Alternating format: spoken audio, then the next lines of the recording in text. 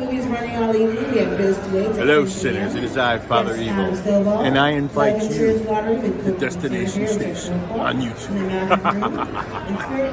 Bagels and go to Destination Station. This buddy is the bomb. Yep. Love it. Yep. Fucking A. Yep. I had to say that for a reason. Freddie, take that, motherfucker. All right. Okay. Fuck you. Yeah. Jamie Kennedy. Subscribe to my man, Destination Station right now if you want the best content.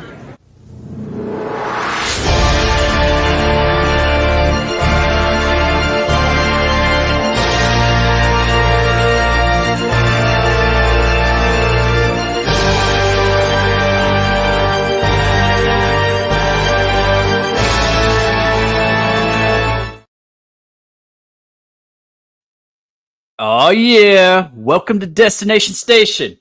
What's going on, everybody? I hope you're having a great night. We are continuing our Final Destination watch along live stream. We're watching them all the way 1 through 5, leading up to the highly anticipated sequel, Final Destination 6 Bloodlines. So yeah, strap in, get your popcorn ready, get you your beverage of choice, and hang out with us for a little bit. I'd like to hear your thoughts on Final Destination 2.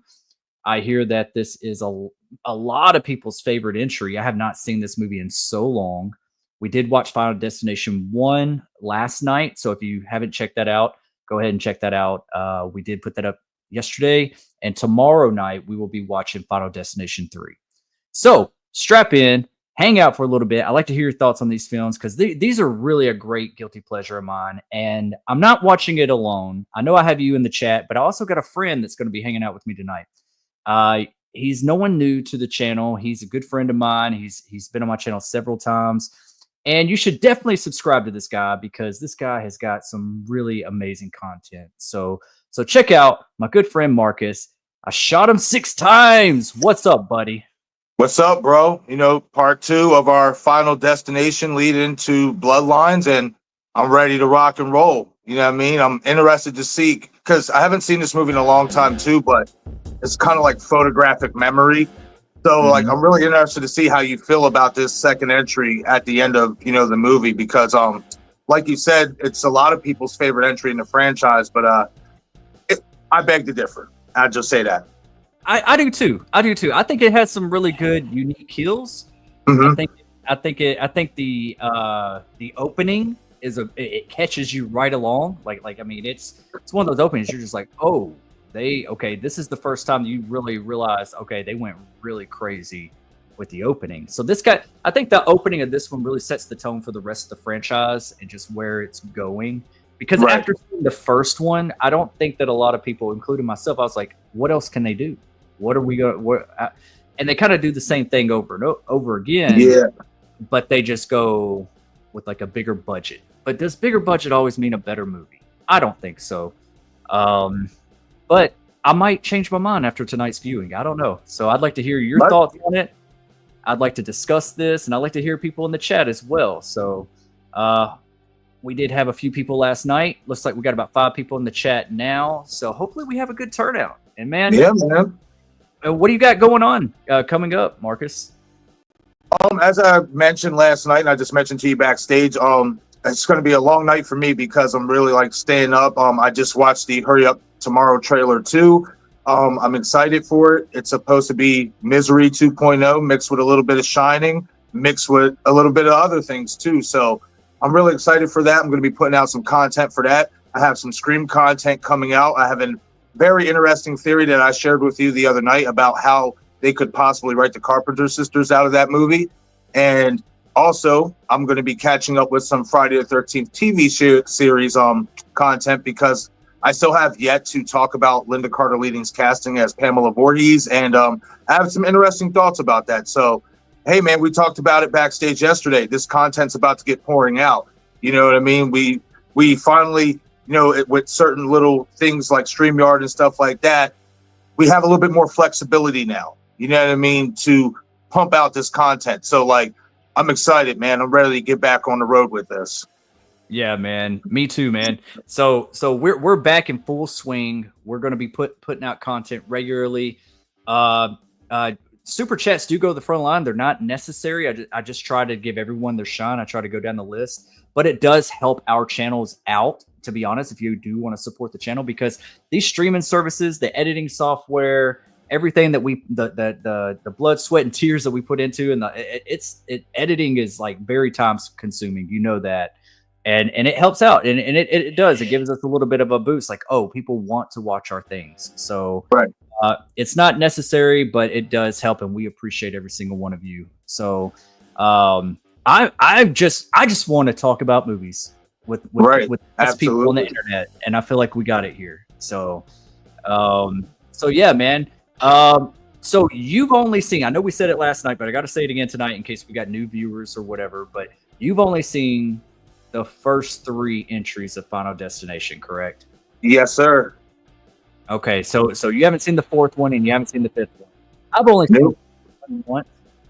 So I'm really looking forward to getting back to that one and maybe see different things, see if I feel different about it. Tom, you're cutting out a little bit, buddy.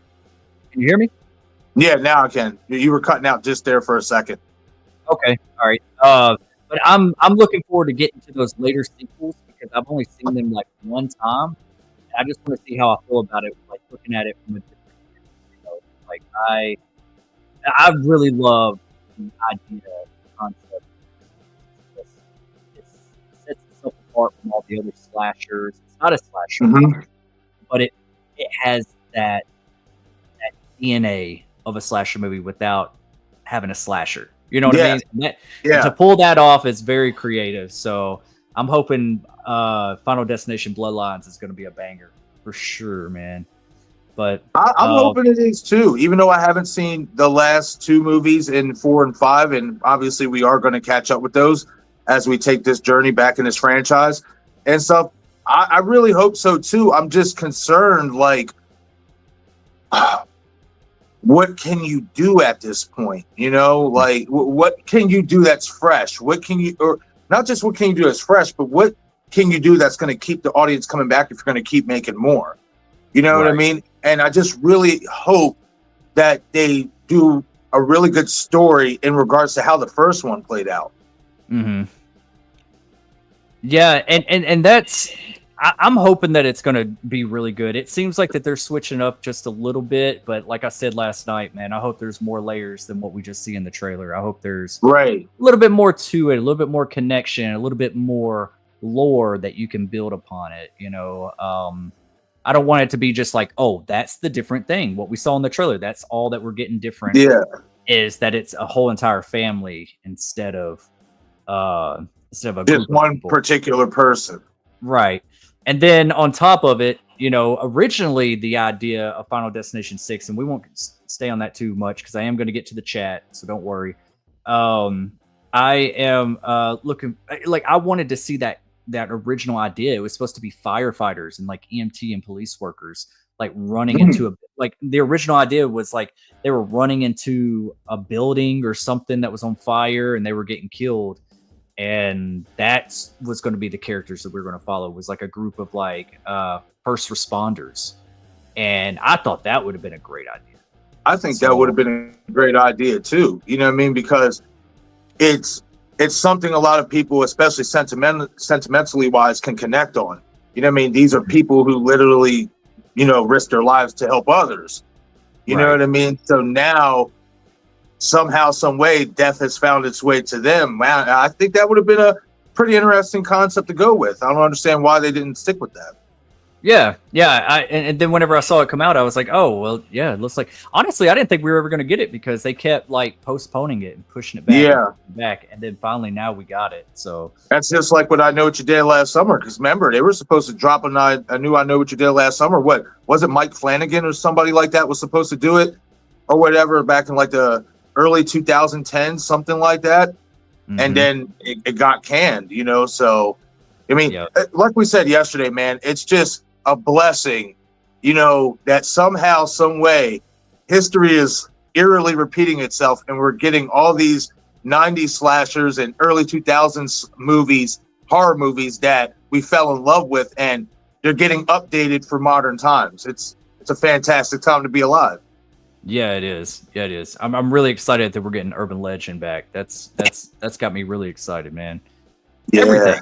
Everything. And we just need Freddy. Give us Freddy already. I'm telling you, man. Tell me about that's the last domino to fall. That's the last one. That's the last one. We've already got Michael, Scream, Jason's coming back. You know what I mean? Chucky. We've gotten all the OGs except Freddy. You got a at some female point, pinhead. yeah, like at some point, there has to be a return for Nightmare on Elm Street, man. There just has to be. Like, Yeah. I feel like fingers crossed. well, I know it's the Wes Craven estate and everything. And I mean, I'm pretty sure it's pretty pricey, so they want to make sure that they're going to have a good ROI on that, return on investment. So it's got to be a fantastic script and story and actor to take up Robert Englund. Right.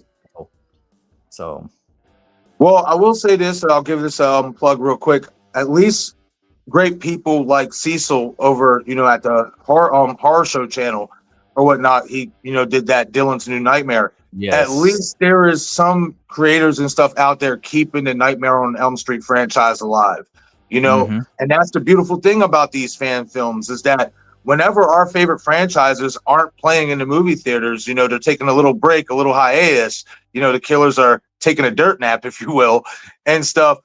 These other creators here in our community step up to the plate and create something that they want to see for these characters, keeping, the legacy alive. And, that's always really cool, man, because at some point that leaves the door open for that specific horror movie character to make a return back to the big screen. So fingers crossed that we get Freddy really soon. It would be really cool if at the beginning of 2026, like right before Scream 7 drops, we get an announcement that from the Craven estates that a new Nightmare on Elm Street is in the works.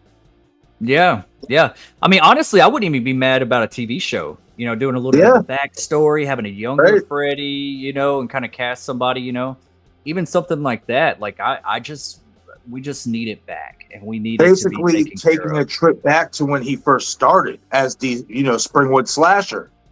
Yeah, or maybe like the finale of the season shows exactly what he really did. Maybe the whole season you're like, is he innocent? Is he not?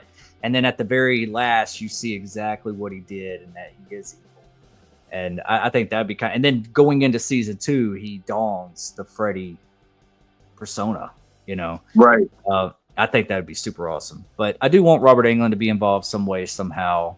But we're time is ticking away. Yeah, man.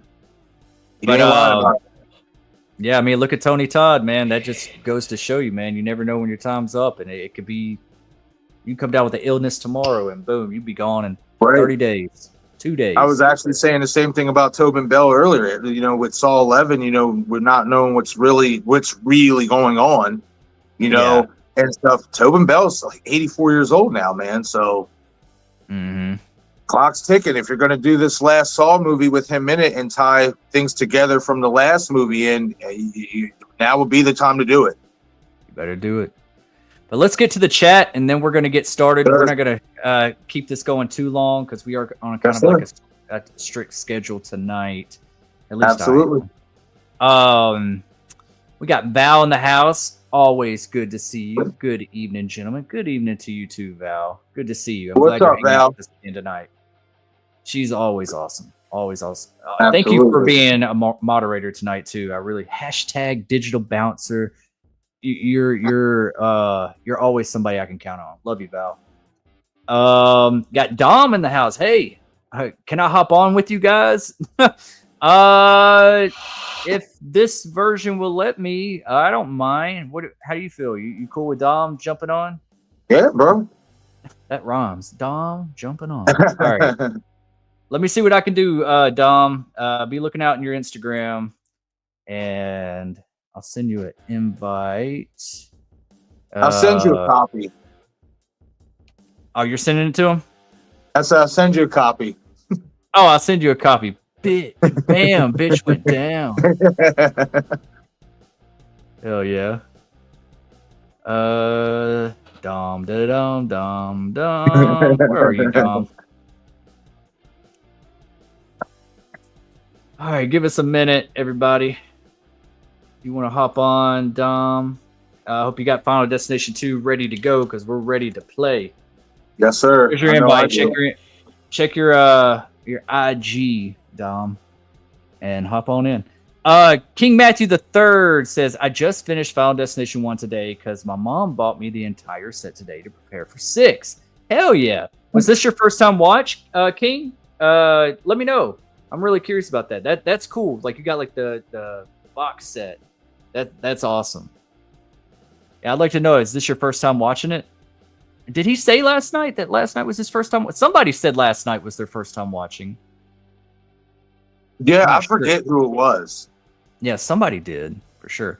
A Troll Campbell's in the house. Hey, everyone. What's up, a Troll? How you doing? Good to see you. Hope you stick around and watch Final Destination 2. I want to hear everybody's thoughts on, like, what's their favorite Final Destination entry. I'm really curious about that because everyone I talk to has something different. I know 2 is really beloved. So, yeah, I'd like to hear. And what's your favorite Final Destination death? What's your favorite one? That because there's a lot of good ones. What's up, Denisha? Welcome to the party. It's a really good question because there is so many cool kills in this franchise. Like at least in the first 3 that I saw. Oh yeah, dude. And there's some wild ones in the later ones, dude. I can't wait for you to see. Yeah, it's gonna be a first time watch. I'm gonna have to put you on the thumbnail and be like, first time watch for the 4th and 5th one. I'll send you a picture of me like, yeah. Hell yeah.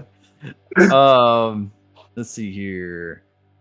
Denisha says, where did you find Final Destination on streaming? It's hard to find on TV streaming. Ooh, I don't know where it's at. I actually own the movie. I'm watching it on Fandango, Vudu, formerly known as Vudu. Final Destination 2. Denisha, give me 1 second. I'm gonna look it up too. But if there's not really any streaming platforms that, you know, have it that you don't have per se or whatnot, like if there is a certain streaming platform that has it, but you don't have that platform, I have a gadget for you. Go gadget. It looks like it's on HBO Max. Okay. Cool. And Hulu. Yes. Apple TV, which that might be actually for rent on Apple TV. When it says Apple TV or Amazon Prime, it's kind of like it's available to rent or buy, but it's not free.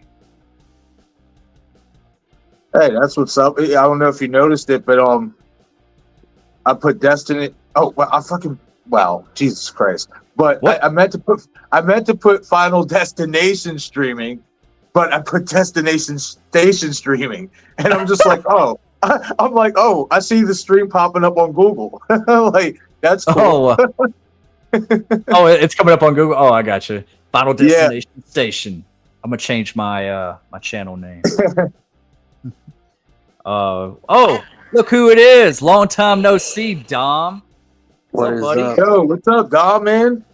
You got a haircut? I did get a haircut, baby. Hell yeah. Nice to see you, man. That's what's up. Yeah, nice to see you guys too, man. It's been a while. Yeah, it's been a minute, absolutely. Yeah, it's been a hot minute.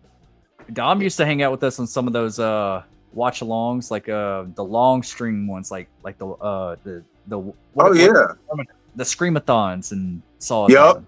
Dom's the third amigo of this pairing. Yeah. You know what I mean? Like he's done more. I would say he's been on the channel here with us doing live watch parties and stuff, and more than anybody. So pretty much, yeah. Yeah. Hell yeah. How's it going, Dom? How's life? How's well, have you? I'm sure you've seen Final Destination 2 because you've seen a lot of stuff.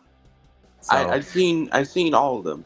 I've seen all of them, and I am excited to see Marcus's reaction to Final Destination 4 and 5 because he hasn't seen it. I know it's like we want to just like jump to it now so we can see it, but you know, we got to go in order. Yeah. So yeah, it's I've seen all of them, and I saw the trailer for the Bloodlines. So what'd you think? I'm excited to see what they have in store for us for Bloodlines. and I have some theories on that. I might make a video. I've actually hit 100 subscribers on my channel. So nice. Man, let's go. I've been working hard, you know, just doing my thing. I'm just doing my thing and working hard and building the channel up. And I got some stuff coming up, man, you know, so just keep on the lookout. Awesome. Absolutely, man. Everybody in the chat, or if you're watching this in replay once it goes live, Dom, both of these guys are terrific content. Dom does a lot of gaming as well. Go check him out, show him some love, subscribe to Dom, subscribe to Marcus. These guys will not steer you wrong. They are, if you love horror movie content creating, if you even like gaming, because you do a lot of horror gaming, right, Dom? Mainly? Yeah, I do usually horror gaming, but sometimes I expand into other genres of gaming. So I do like games like the Watch Dogs games. I'll do like I'm just playing Suicide Squad, Kill Justice League. So I've been playing that for a little bit. So I've been doing that. So I've been expanding my reach, you know, from that. But I mainly do horror games, like Resident Evil or Silent Hill. I haven't done yet, but I want to do Silent Hill 2. So I want to do Silent Hill 2, and I am willing to go to do more horror stuff, like horror games. Yeah. Awesome. Yeah, I've been playing the remaster of Days Gone, that zombie game on PlayStation. I've been playing the horde mode is awesome, with all the zombies running after you, and you just gotta survive and just keep running. Dude, it gets intense. So yeah. So I like it. Anyways. Dom, do you have the movie up ready to go? Marcus like, I have it up. No, you're good. Because in all honesty, y'all talking about these horror games and stuff like that, and I'm thinking like it'd be cool if they would drop a new Saw game, because I remember they had one back in the day that was pretty cool where they followed Detective Tapp's character. Yeah, I remember when that came out. I never played it, but I wish I did. But yeah, I might try to resurface that and at least watch like a walk through or something. So yeah. But yeah, Dom, did you say you did have the movie up? Yeah, I have the movie up. I got it already set to go. Yep. Awesome. We'll get to the next few comments, and then we'll hit play.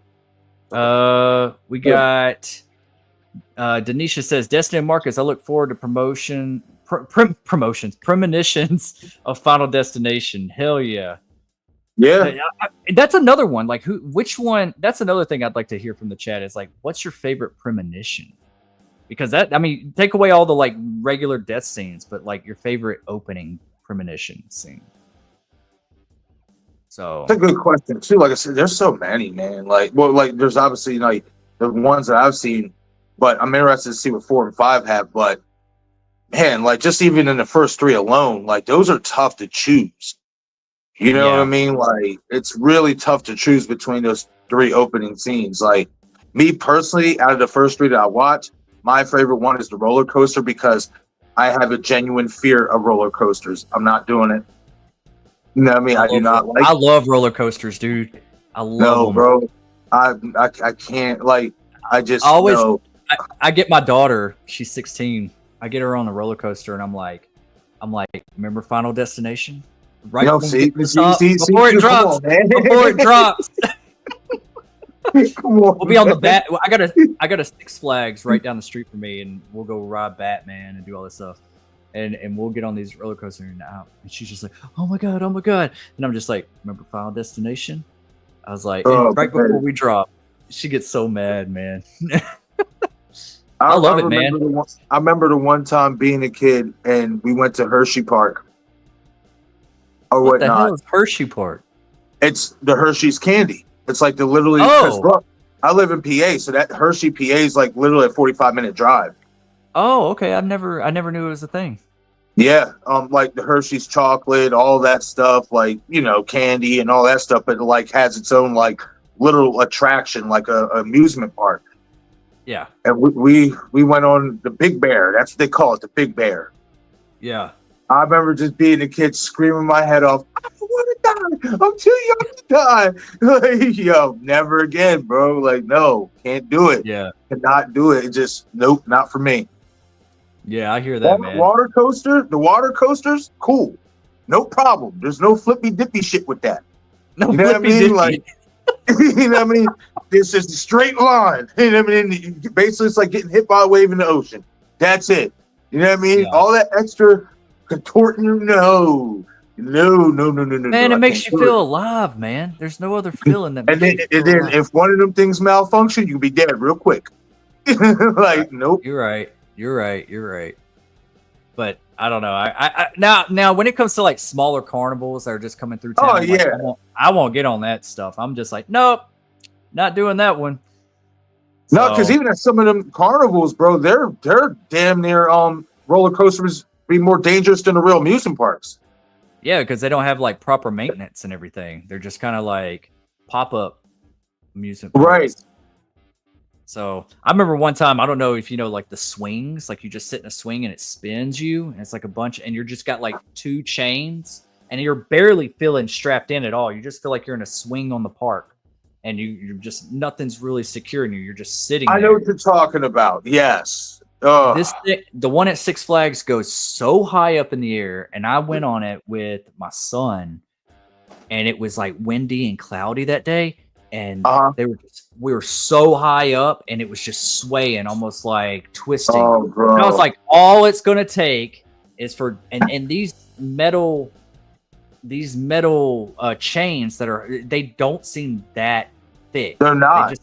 They just seem like regular chains. Like all it takes is one of them, and I'm going to be hanging on for dear life if one just breaks.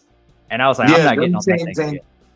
I know what you're talking about. Them chains ain't got that much support on them. Mm-mm. No, man. I don't fuck with that. Right. I got on that and I was like, I'm ready to get off of this thing. This is really a death trap. King Matthew III said, "This is my first time watching the series. I really enjoyed the first one. I'm going to watch Final Destination 2 tomorrow. I really love Tony Todd and his character." Oh man, heck yeah! I wish you'd watch the second one with us tonight. I think you'd really like it. You should watch along and watch it with us. But yeah, that's awesome. Yeah, These are your first time watching the series. That's awesome. That's awesome. I'm glad we're bringing somebody to it. I really wish YouTube would allow us to like pull up the movie and watch it on the channel. Yeah, I could do like some clips, but I'd have to take it away, and it could mess up the because you know the screen. copyright stuff and all that. Yeah, it's not really worth it. Not fair. Val says, please make sure to hit that like button. Thank you, Val. Really appreciate that. Yeah, if you're just popping in and popping out, just saying hey and hello or hanging out for a little bit, at least hit that like button to help out the algorithm with this channel and this video. It'll help the video in replay mode once it goes live. I already see the other one doing a little bit better than it did last night. So hopefully we get the same traction we do with this one. Just smash that like button. I really appreciate every single one of you. And Denisha shared it's definitely channel. It's definitely going to get some traction because we got the new one coming out. Yeah, I think so too. It's approaching pretty quick. Thank you, Denisha. I really appreciate that. Dom, you better thank D. D for D. I think. Hey, thank you so much, Anisha. I appreciate it. Hell yeah. Denisha's awesome. Thank you, Denisha. Leona, I can't even talk tonight. Help me out. Leonaya? Leonaya? Is that her name? Naya Chanel. Naya Chanel. That's how it looks. Hey, Leonaya. Yeah, that's how it looks like from the spelling. Yeah. Nice to see you. Glad you're here hanging out with us. Have you seen Final Destination 2? And if you have, which one's your favorite out of the series? And are you going to watch along with us? Because we're getting ready to hit the play button. We've been streaming for about 30 minutes, and we ain't even got it started yet. But that's how it happens. Yeah, you already know, bro. Like, usually we'll take a few minutes, you know what I mean? Just conversate, you know what I mean? Warm up before we get to the movie sometimes. Yeah. And thank you again. I really appreciate that. Thank you for liking the video. That's awesome. Glad to have you here. Get your popcorn and your beverages ready because I'm ready to get this on the road. I am on a strict schedule tonight, so as soon as the movie's over, we'll probably do like a quick little wrap up, and then we'll call it a night, and then come back for Final Destination 3 tomorrow night, 8 p.m. Central. Same time, same channel. I love your faces, and let's get to it. Oh, Charles says third is his favorite. All right, awesome. I don't blame him for that. Leona, like Fiona, but Leona, just spelled weird. But third is my favorite. Okay, all right, Leona. I'm glad you told me that. Sorry, I'm a dumb blonde. You got to be easy with me. But third is really good. Third is really good. I have a lot of thoughts on third, but I'm glad we're doing two tonight because this is one that I have not seen in a long time, and this is beloved by a lot of people. So I'm not going to keep us waiting. Are you guys ready? Because I'm ready. Yep, I'm ready. I'm ready. Are you ready? Yeah, I'm ready, baby. All right, Dom. You ready? You sitting on the toilet? No, I'm not sitting on the toilet. You don't have to stop, bro.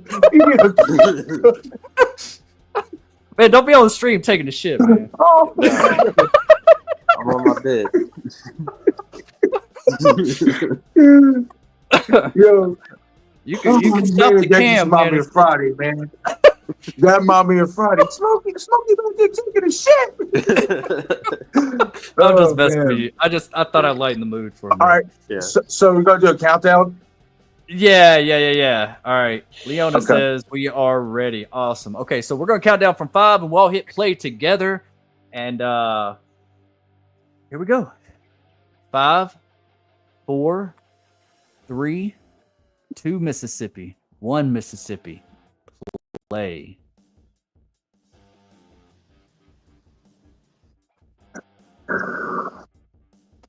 On the stream, so we can hear the movie a little bit. I don't know if y'all can hear it, but I can. All right. Cool. Okay, so it's 1 year later. Damn, Death doing work.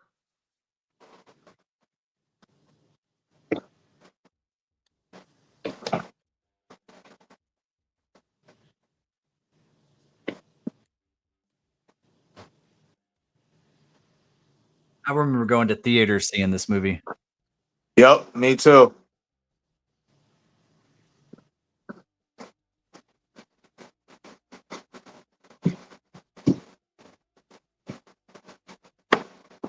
And one of the main reasons why, because of course I was young then and, didn't really like pay attention to casting and all that stuff, but I was under the impression Devin Sawa was going to be in it. So when I seen how, it played out, I was like, oh, that was, a surprise. Yeah. Yeah, I was kind of hoping for him too. Yeah. At least we got Ali Larter in this one, though. Yeah, she's like she's like the legacy character of the movie. Yeah, I still think it was a little bit of a missed opportunity what they do, but I might change my mind. I can only remember bits and pieces of this movie, so I'm looking forward to watching this again. Right. It's definitely a different director, right, than the last one. I believe so. Yeah, it's not James Wong. James Wong did the first and the third. The the director's name is David R. Ellis. Okay. What else has he done? David R. Ellis? Yeah. Yeah, he did the second one and he did the fourth one. Oh, he did the fourth one. Wow, completely two different tones. Well, it might be similar a little bit, I guess. You gotta remember too, he did Snakes on a Plane after 2, so that carried on into Final Destination 4. Okay. Yeah.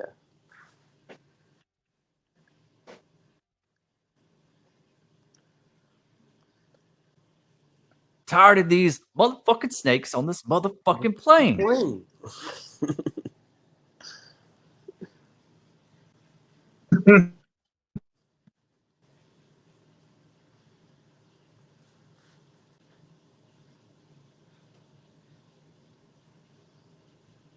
This is like one of those movies that could always continue, though. You know, like you could always like stop for a little bit and bring another one back. Stop for a little bit, bring another one back. Right. The opening Who's is that very. guy on TV? What'd you say, Dom? The opening is very reminiscent of the first one, with the scanning the room. Oh yeah, and seeing the little doll and the Yeah. fan and all that. Yeah, I Yeah. noticed that. Yeah. David R. Ellis. Man, that sounds like a principal. It sounds like I'm about to go to the principal's office and get a paddling right now. Destin, report to Principal Ellis's office. Shit. Again?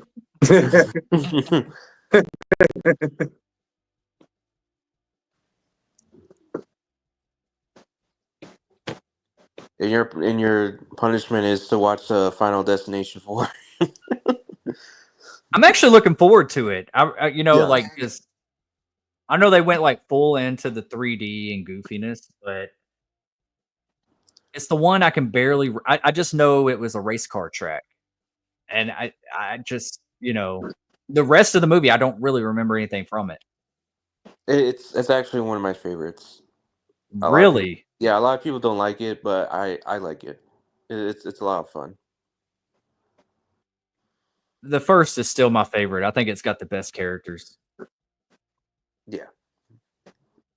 Definitely the best characters is in the first one. And then you got semi-good characters in 2 and 3, and 5 had some good characters too, but 4 definitely had the worst character, not really the worst, but like the least like characters that you just wanted to see death kill. Just you wanted to see death take him out. Hey, it's the pigeon lady from Home Alone 2. Oh snap! Oh wow! That's not her. I know, but yo, yo, that's crazy. I never thought of it like that. Holy shit!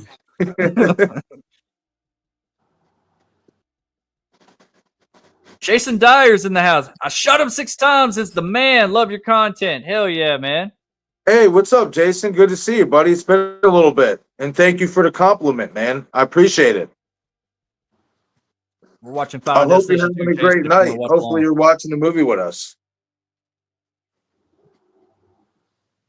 Yeah, what's up, Jason? What is up? Man, the blonde looks really familiar in this.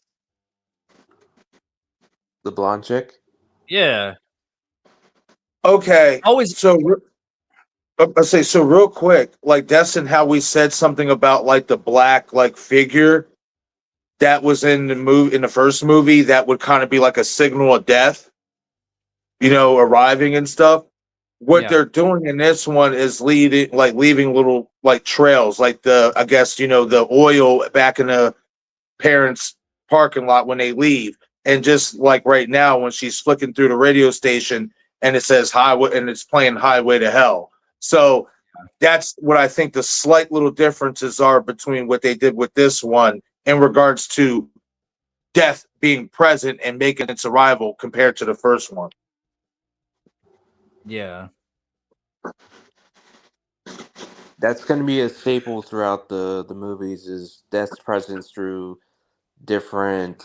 Here's the log truck. Oh, I think that's what really set this movie like what, because everyone has been on the interstate behind a log truck, and they think about this movie.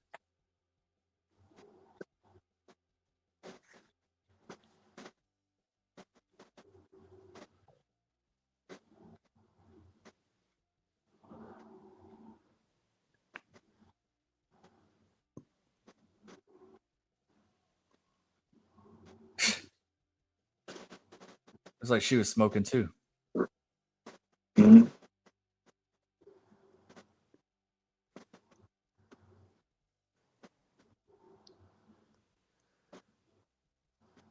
So it makes you think you're going to follow another group of young characters like the first movie, but Yeah, but they mix it up. Yeah. I like how like the street's just a little wet, you know, like it's slick. Yeah. Oh They do yeah. have some good Plus, camera shots. and plus, if you look the front of her car, it's like you could see underneath it's leaking. Yeah. Thank you, Jason. I really appreciate that, man. Thank you for the sub. Glad to have you here, man. Welcome aboard. We're going to be watching Final Destination 3 tomorrow night, all the way up to Final Destination 5. Marcus, I shot him 6 times, has not seen 4 or 5, so we're looking forward to seeing that together. We'll see his reaction and up to the release of 6. So, yeah, stick around, buddy.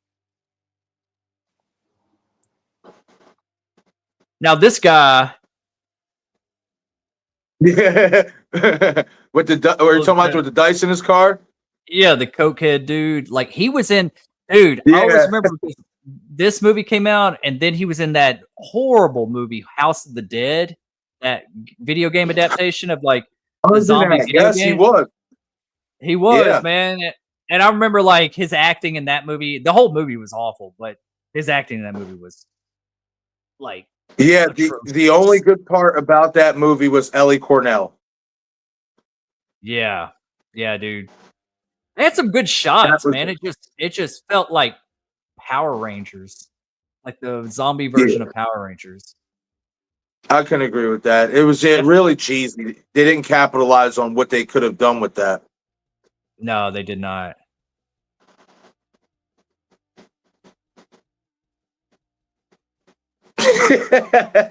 You gonna bust me, bitch? Nice, Jason. Hell yeah, man. I'm glad to have you here, man. Oh man. Really appreciate the sub. He was acting all that's like fucking classic. Yeah, I felt tough after being scared too. Because he saw the cops. Oh man, here we go. First log just dropped. I mean, that still looks good to today. How the logs. Dude, that's.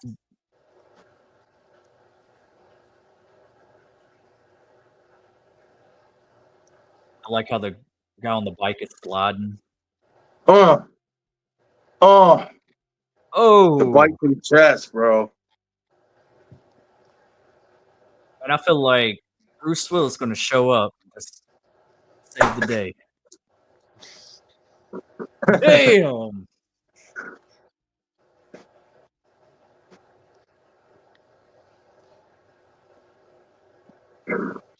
Wow. I don't feel like. Dang.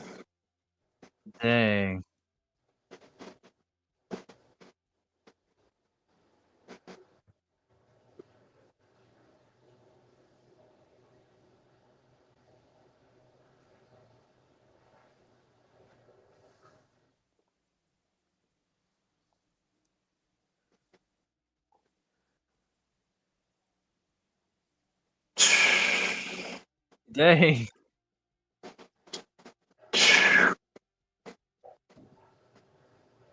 I mean, for when the time this came out, dude, this still looks good. Oh, it does. Yeah, I've seen the wrecks on some cinematography movies. is really good.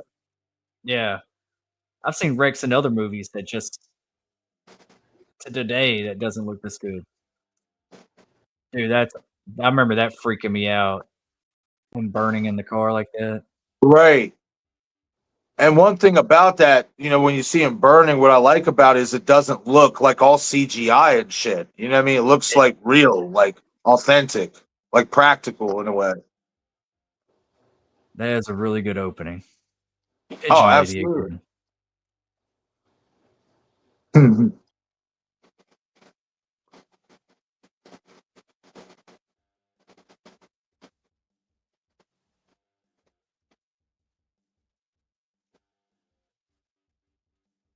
Yeah, we stream from time to time.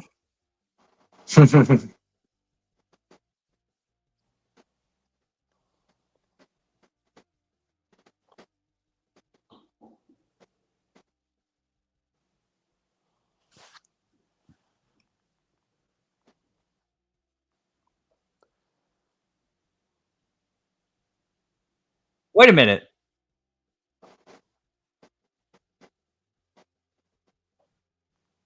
So, Huh? the radio said that they're going to be having that thing at the Mount Abraham High Mm-hmm. School. So is this happening at the Mm-hmm. same time as the other one? No, remember it's 1 year later, so there's probably having the 1 year memorial for it. So I guess 1 for year. for the memorial, it didn't happen at the same time as Flight on 180 took place. Yeah. Okay.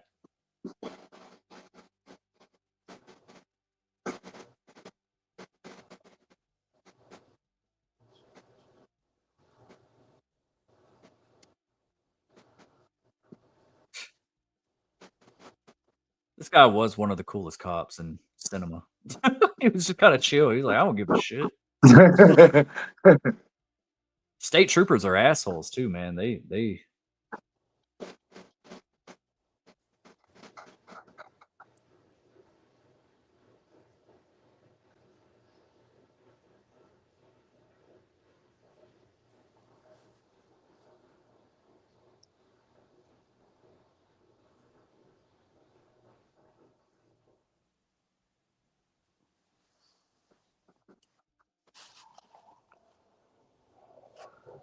Yep.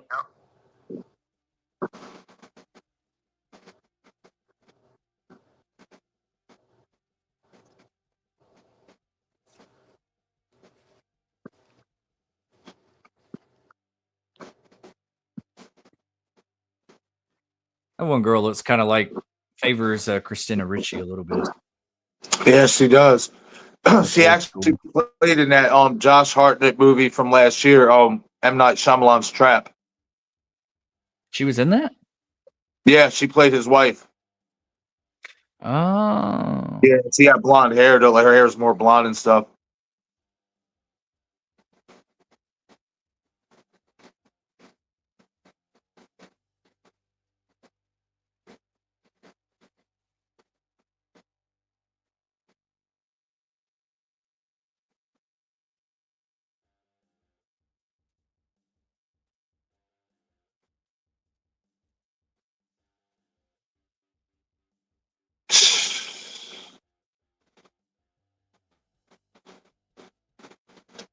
Yep. I feel like that happened way further down the interstate though. Yeah, yeah, I think so. I feel like the first part happened further down. Yeah. And then this part, when she's actually seeing it happen, like when it's actually playing out, it's actually a lot closer than what it was. Right.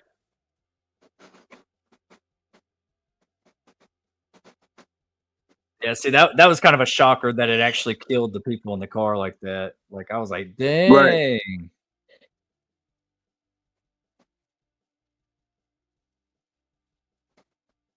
It's pretty dope.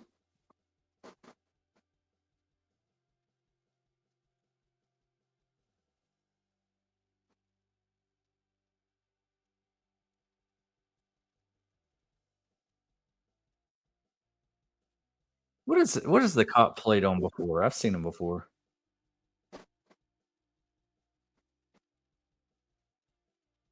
Which one, the younger one or the captain or whatever? The state trooper, the younger one.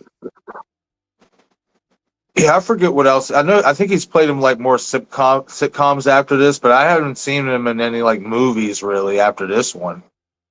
Yeah. I just think it's a bunch of bullshit. I remember that. See, that's another thing in this movie is that with the cast, like it's like Ali Lauder and the Camaro, even AJ Cook. Like at this time, you didn't really know these actors like that. Right. Like I'd never seen these people act before. Yeah, they were new to me too, you know. Like I didn't know who they were. Right. Movie, like you knew Devin Saw, you seen, and stuff. You seen the guy who Chad Dinella, what's his name? fear. You've seen them in other 90s movies and stuff. Mm-hmm.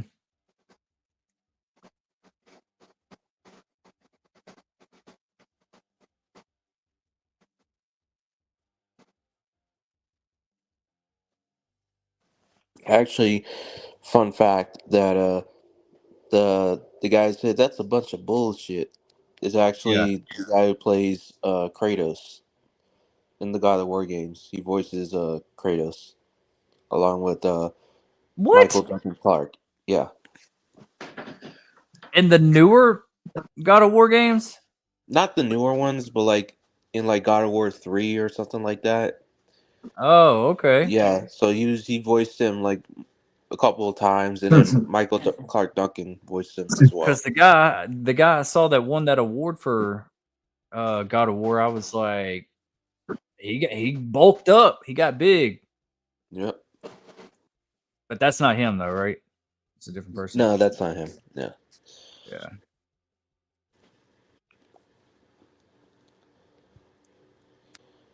I do like how we get introduced to the characters as their group of victims in the police station. Like this is our cast, and like this is what we're going to expect and stuff like that. Yeah.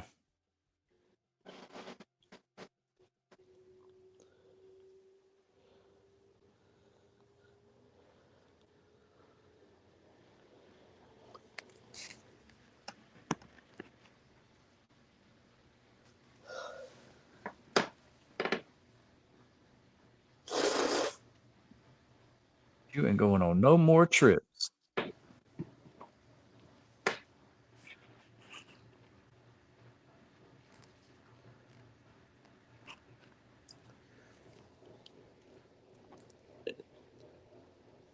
It's funny because like, what are the police gonna do about it? You know, it's not like Jason or Freddy, right? Where like you can capture them and stuff or try to kill them. Like you're dealing with Yeah. death.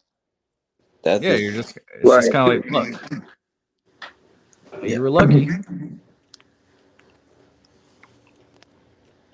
You can't arrest death.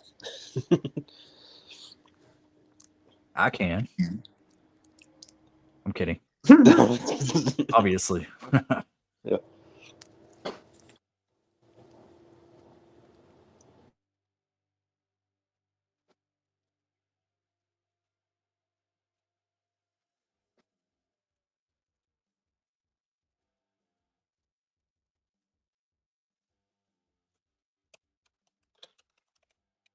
Have y'all seen all of the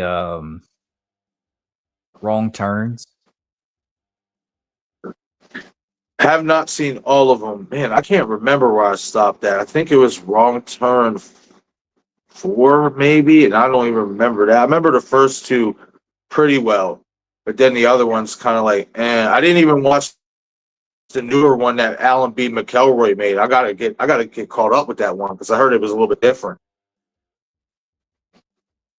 Oh, you're talking about that almost like the remake one? Yeah. Yeah, it was different. Had a really good ending. Yeah, I have seen Wrong Turn 1 and 2. Up to 2. I like Wrong Turn 2. Dead End or whatever it's called. Yeah. I like it. I thought Wrong Yeah. Turn 2 was pretty solid. Yeah, Wrong Turn 2 is fun. It's a fun entry. I agree. Yeah, I thought the first two were pretty good, especially the first one, obviously. The second one wasn't bad. I think the third one is where I really started to be like, maybe they're starting to do too much. And then I think I watched the fourth one, but I just don't remember it like that. And then it's just like kind of just left it at that. Yeah, I think there was like a fourth and fifth. There might have been a sixth too that I was just kind of like, I don't know what's going on now. Like there's one in the snow, I think. I can't remember. Oh wow.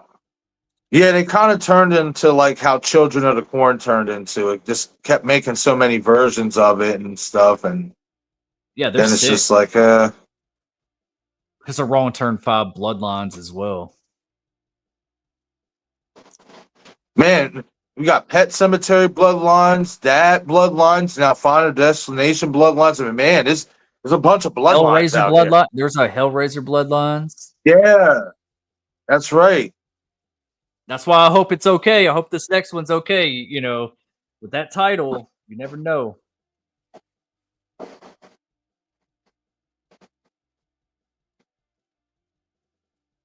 So you don't even really get to know this character before he dies.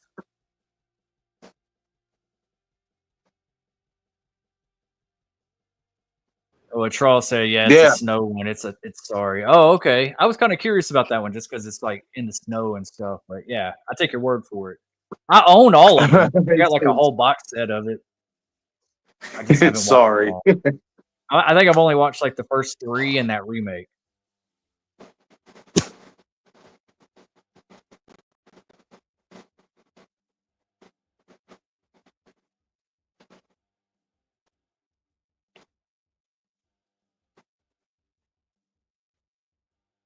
Damn.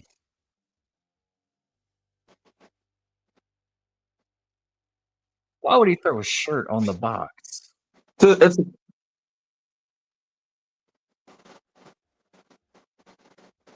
guy is reckless. Yeah, he is. It's a shame too. I wish we just would have got like an extra scene with him though before he dies. Like, because I mean, honestly, I don't care about. Even though he survived, like we got more character development with the kids that were in the car with the girl than we did with this guy.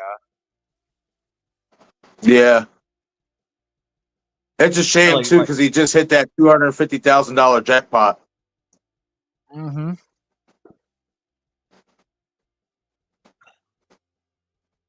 I would say he also please know what you did last summer. That's cool that the window's shut like that. Third one. I'll always know what you did last summer. Yeah, he played in that too. Did he? Did. He was also on Alien vs. Predator Requiem. Huh. Play one of the. What's up, DJ? Welcome to the party, pal. Go, DJ. That's my DJ. What up, DJ? Hope you're having a good. This was a gnarly kill. Hey, DJ.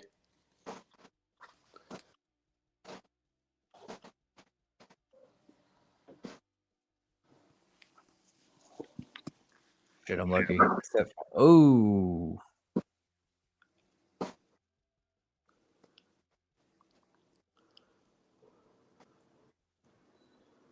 Damn. See, but that's what I'm saying.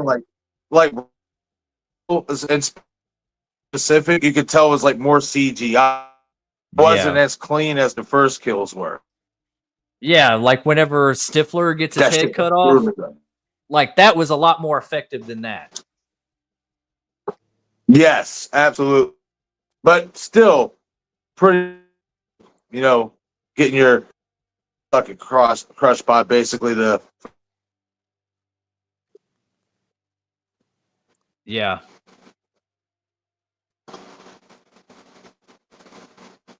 Ooh. Oh, okay. So we're seeing the pictures of. Yep. And then ain't this where we see that he was dead or something? And they go visit her. Yeah, falling brick takes life. See that? Come on. Yeah. Yep. A falling brick killed him. Yeah, was found dead in an alley on Sycamore.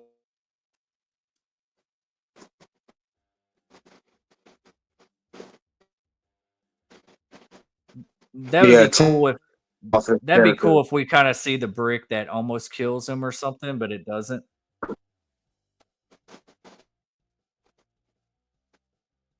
Oh, we both said it, bro. He should be brought back. Like, you can retcon that ridiculousness right there. Yeah. You mean it's tell me this guy he escaped the plane crash. His plane hitting him. He escaped that sign at the end of him, but a falling brick hits. You're cutting out a little bit.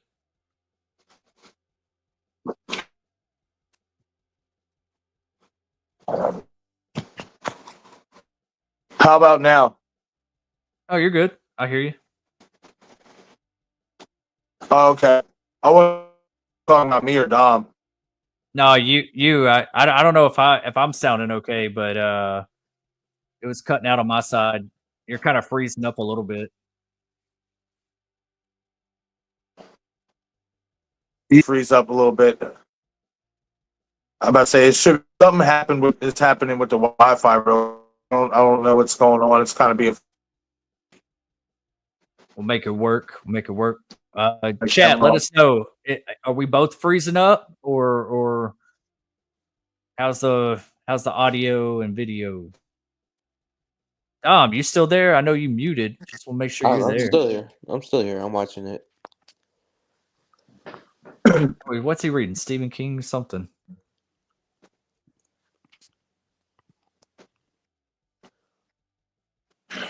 Dang, that's a small room. From like the door to where she sat down. Like the bed took up the whole thing.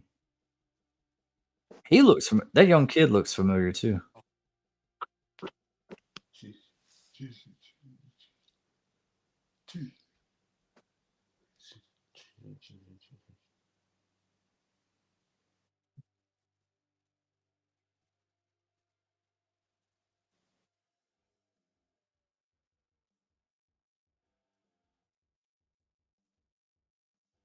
Now, Dom, let us know, is the tone of this one matches Final Destination 4, even though it's the same director?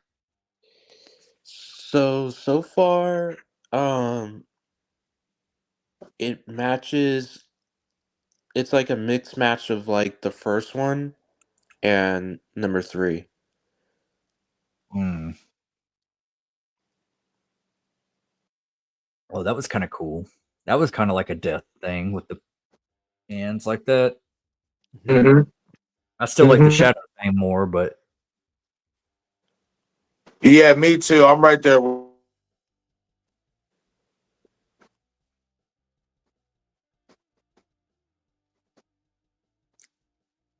Claire Rivers, Soul Survivor. Hell yeah. She should have been the main character. She should have been the main character. Or when they switch it up, like this, let this girl die and then she takes over. Not at the end of the first one, she had the premonition. So yeah, you could have she said did. What? Very true. Very, very true.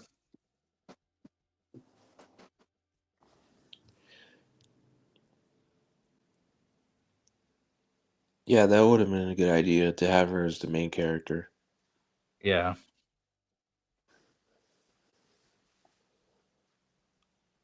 Has anyone ever seen The Rage Carrie 2? Yes. I like it. Banger. I love that. I went to theaters to see that, man. That movie does not get enough recognition. I'm like, this movie is kick-ass. I feel like when it came out, I feel like so many people were still hung up on the original and weren't ready for a Carrie 2. You know, and I don't think I don't think they ready should have called it for The Rage. They should have just dropped the rage part of it. I think that kind of like threw people off a little bit. I can agree with that. Yeah, I think that did. Yeah, I can see why you would say that. You know, because it does kind of sound a little cheesy. You know, like yeah. Now that I'm thinking about it, it's kind of like, yeah, should you have named that? You know, in the title. Right. I think if they just would have did Carrie, if they would have just did Carrie 2, I think a lot of people would have appreciated it a little bit more. Yeah.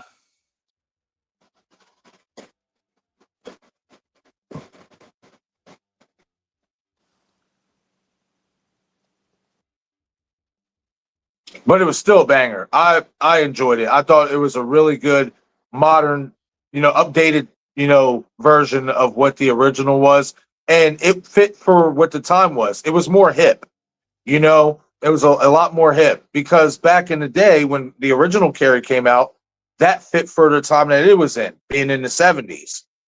Yeah, it was. Yeah, for sure.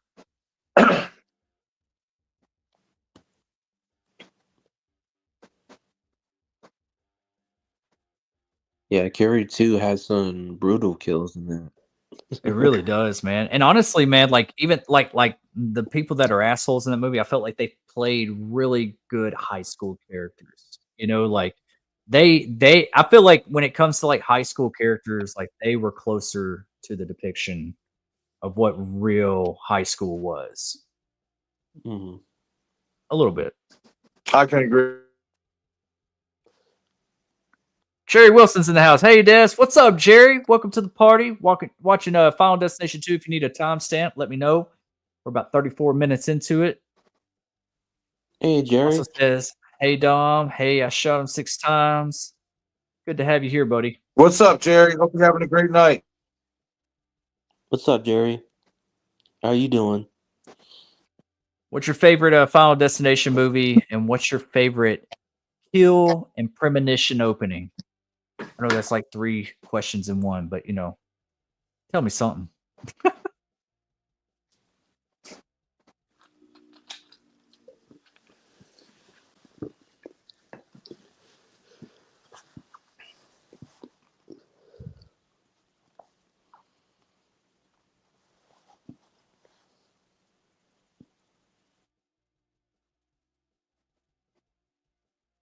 And see, that's what showed a picture of like a clip of his body in that alley.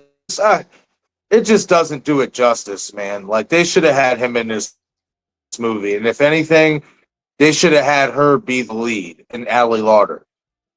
Yeah, you know what? I if they ever do bring back Devon Sawa, like I'd like to see them do like a de-aging thing of what happened that night in Paris. Like that be the opening. Like kind of, or it doesn't even have to be the opening, but I mean, you could have like the opening thing, but then once we're introduced to Devon Sawa, we have a flashback of like what happened at that moment. Kind of catching us up to speed, and we get to see Allie Lauder and Kerr Smith back. Be cool, man. Yeah. I mean, yeah, Devon Sawa's doing a lot of acting right now, so like he's definitely up for it for like Final Destination Bloodlines or another Final Destination movie, Yeah.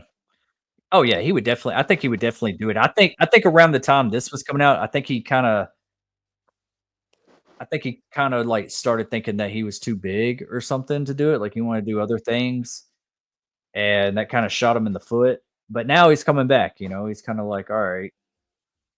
From what I heard is that Devon Sawa was going through a tough time in Hollywood, and his agents told him to go back home to Vancouver and to take a break. And so that's why he's not really, you don't see him in Final Destination 2 or 3 or whatever, because like he's, taking a break from Hollywood, and then he came back later. Oh, okay. Well, that makes sense. I know he was in a movie a long time ago. I've always like curious to see. It was like straight to DVD. It was called The Devil's Den. And it seemed like something maybe kind of like Final Destination. I have to look that up, but I never rented it. And I was like always curious to check it out. I have recommendations for Final Destination like films. The first one is Ghost in the Machine from the 90s. That was a Final Destination like deaths, type of film. Also, another one is The Omen and Omen 2. Mm-hmm. Those had Final Destination like deaths. So, even like, I think I heard that Tarot was another one, but I had to see it just to make sure. But those I recommend watching if you're into Final Destination. like Ghost in the Machine and Omen 2. So yeah.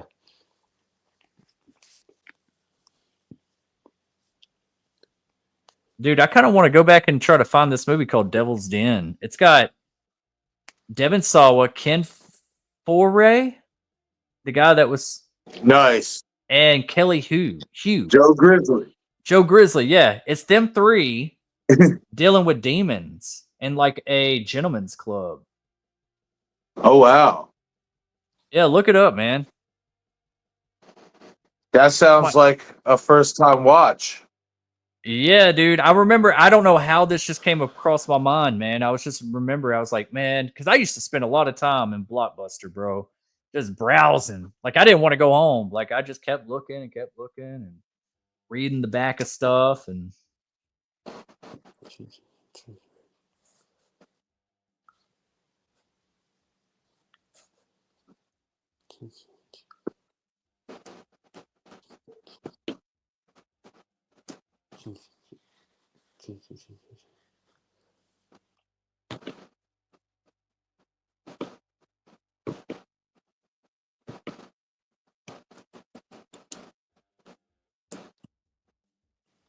Kelly Hughes, she was in a lot of stuff too. Oh wow. Okay. Yeah. Horror action. Okay. Yeah, that was like whenever I saw that at Blockbuster, I was like, dang, that's Devin Sawa. I was like, what the hell is this movie? And I just, for some reason, just never rented it. I don't think the artwork really sold me. Gotcha. Now that's one of like the first things like I was looking at. It does kind of look cheesy, but hell, I'm with it. It's got a decent cast. I'm ready to watch it. Yeah, I'm kind of curious. I'm a little curious. I'd have to see what it's playing on, if we can find it on like one of those free sites or something, or Tubi or something. Mm-hmm. Right.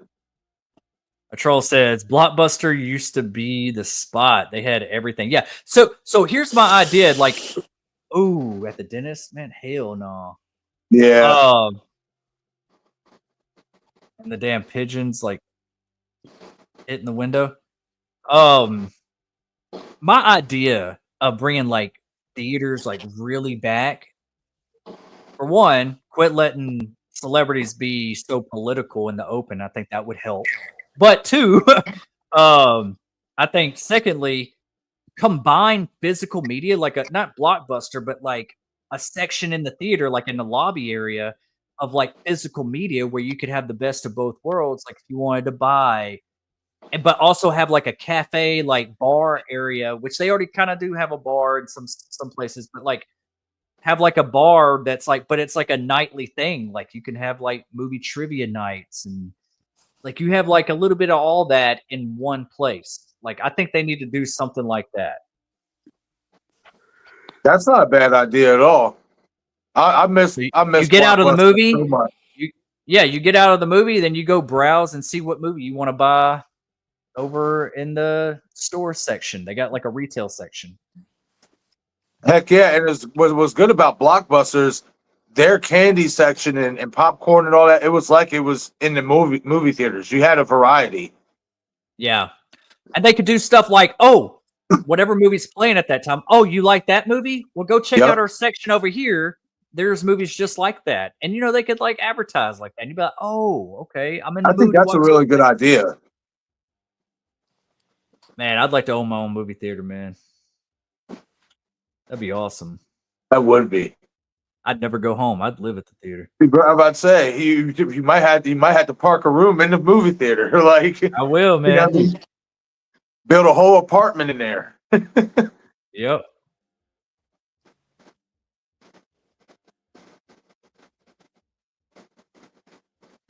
See, I told you that was a pigeon lady earlier. Now we got pigeons.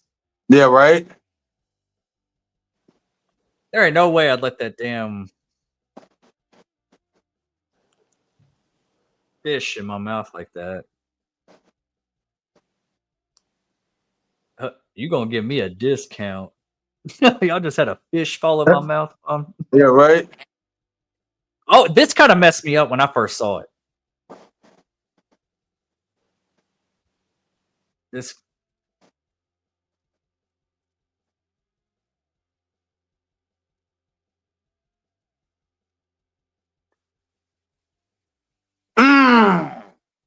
dude, that's because it's a teenager, it's a kid, man. Like, Man, I'm not even gonna lie. I right, forgot how cool that looked because the way when it landed, it folded him in half. It's not like it just smashed him. right.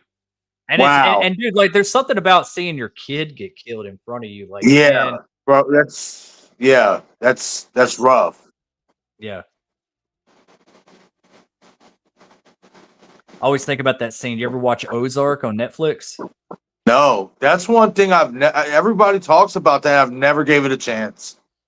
There's one part where like the cartels is like it's like a dad and a son. He's there at the beginning and he's like please, don't do this, and you can tell they're getting ready to kill the dad and the son, and the guy's like, there's one thing a father should never see. Wait, no, a father should never see his son get killed. So he kills the dad first and then immediately kills the son after. Wow. I was like, dude, that hurt me. That hurt me deep. Right. I know the one I seen was in Sons of Anarchy when the dude's daughter got killed by the cop and his henchman. I've never seen Sons of Anarchy. I've always wanted to. It's good. I'm not even gonna lie. It's good. It is really good. I've never seen Breaking Bad either. I saw like the first episode. Like, I'm so overwhelmed with so many episodes that I saw the first season and I liked it, and then I just never caught back up on it. You know what I mean? Like, just I love action and all that stuff and drama and all that. But the moment you give me something horror related, whether it's a TV show or a movie, I'm just hooked on that shit. You know what I mean? Me too, man. It's just like, yep. Oh, that's horror, and Breaking Bad's on tonight. Well, I'd rather watch the horror stuff. Oh, Scream TV series? Yeah, I want to watch Scream TV series. Dude, do you know how many? I think that Scream TV series would be bigger now than it was back then. Like, if they did that right now and brought back those original cast, like they're older, they're not in high school anymore. That's what I hope for. I really wish they would go back to Lakewood. Just give me one season, finish up that story. That's what it should have been done for season 3. Yeah, dude, seeing Tony Todd with that silhouette of like the red, that reminded me of Freddy. Dude, I always liked that in the Nightmare on Elm Street movies where we didn't see Freddy, we just saw a shadow like in the basement or around or down the way.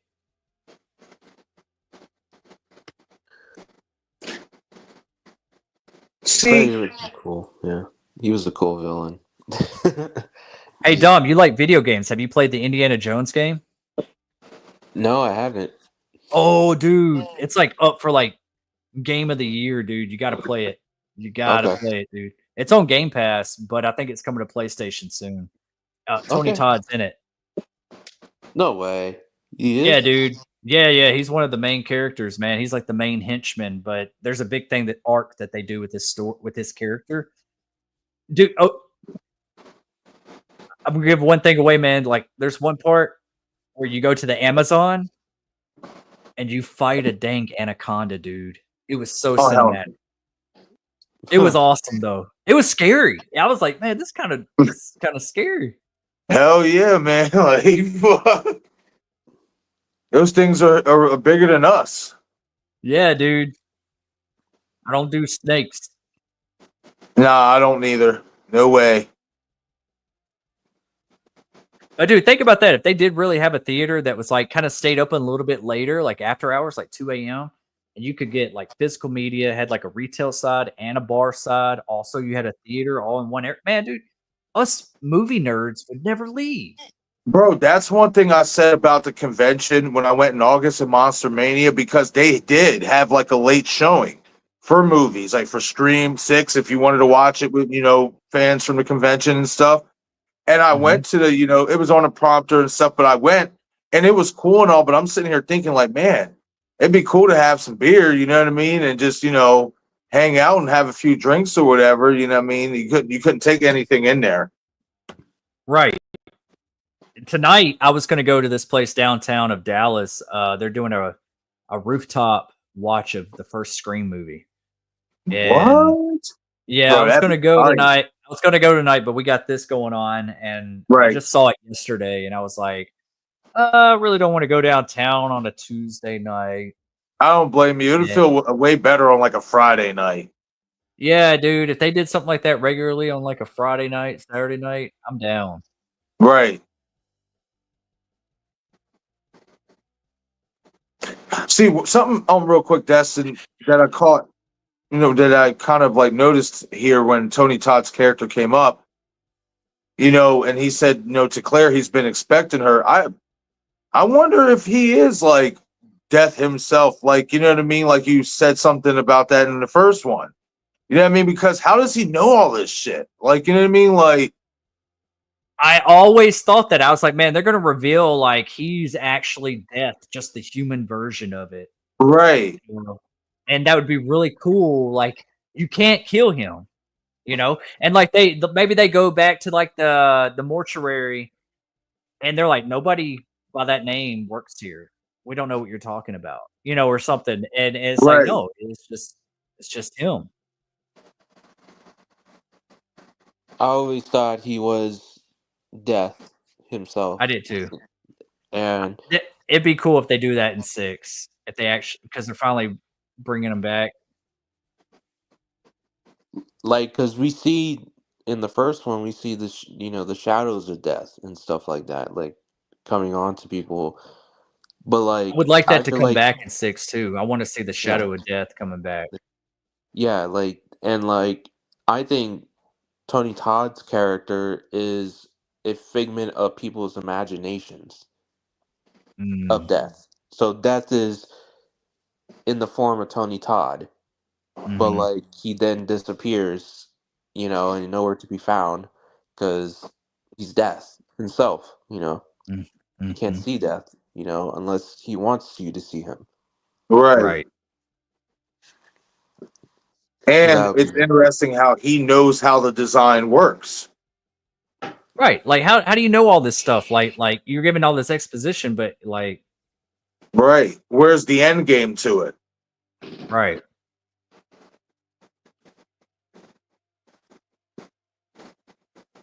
I just deliver people to heaven or to hell. Like Dom, I was asking Marcus this last night. Have you ever seen The Frighteners? No, is that with Michael J. Fox? Yeah. And Jake Busey? I haven't And seen it. what's the dude from the Texas Chainsaw Massacre remake? The Arlie Hermy. Arlie Hermy, man. He's in it too. And the dude from Reanimator. Jeffrey Combs, yep. Jeffrey Dude, Combs. when you watch this movie, you're gonna be like, this is a every Halloween type of movie. It does not get the I think it was Michael J. Fox's like last like mainstream movie. Really, really good. But like Michael J. Fox could see numbers in their foreheads, and it would say 13 or 12. Be like he could see who dies next, and he would try he would try to save them, but he was the only one that could see death, and he'd see this like death figure coming, and then it would like put its hand into their heart and squeeze it to give them a heart attack, or like some crazy event would happen for them to die. Like, dude, that movie's got a lot of layers. It's really good. It sounds, and I might have to peep that when I'm a video together tonight. And it's that guy who did Forrest Gump and a bunch of those other movies. Zemeckis? Is it Robert Zemeckis? Like the visuals are so good on the movie. He did Back to the Future, I think. Robert Zemeckis. Yeah, I think he did that too. Like The Frighteners is so good, y'all. Neither one of y'all. Oh my god. No. It came out in '96. Peter Jackson actually directed it. The guy who did Lord of the Rings. Interesting. I think Zemeckis produced. I really got into Lord of the Rings. I didn't either, but it's just showing like the type of talent on the camera. you know. Got you. But I think Zemeckis did have a hand on it. I think he production or something. I don't know. But there's comedy, there's horror.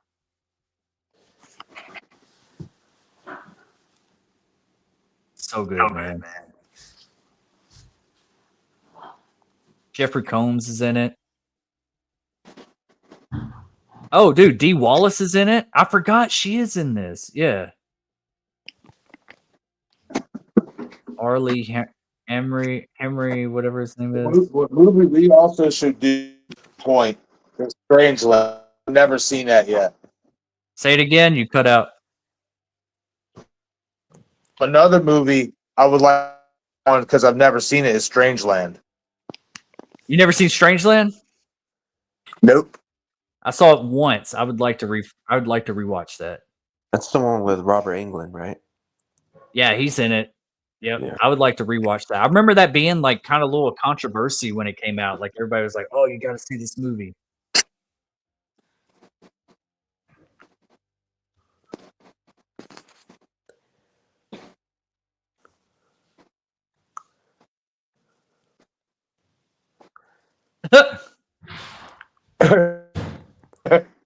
If death is out to get you, why don't you just get the hell away from us?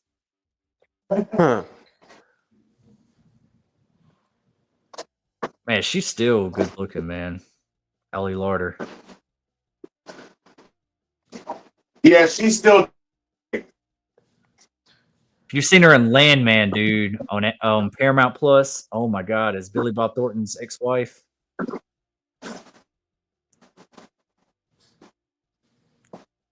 I saw another thing too about that scene with Tony Todd is like he says Kimberly's name without Kimberly telling him his name, and it's like that's what she said. How do you know him? And it's like, dude, you got to be death, bro. Exactly. Play into that, especially this far into the sequels. Like, just I thought the third one was really going to do it. You know, I was like, oh, they're going to finally reveal this. But in the, I won't get into it. We'll watch when we watch it. Well, you know what I'm talking about when you watch it. Yeah. I'll be right back. Okay.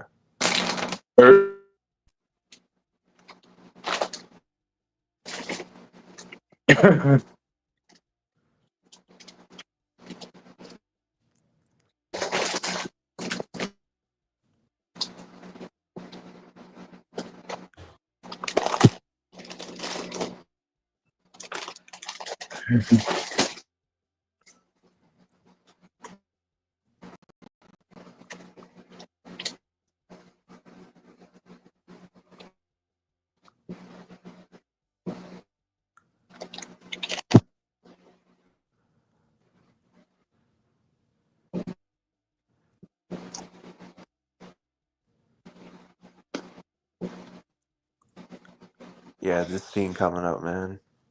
Oh God.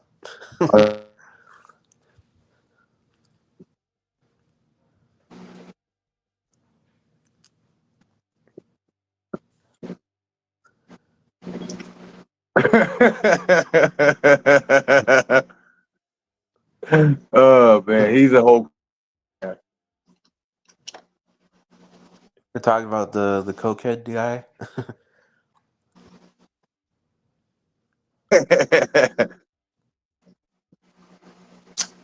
Oh yeah, I forgot about this. Get caught on her hair. Yep. That was a pretty innovative kill too. Mm-hmm.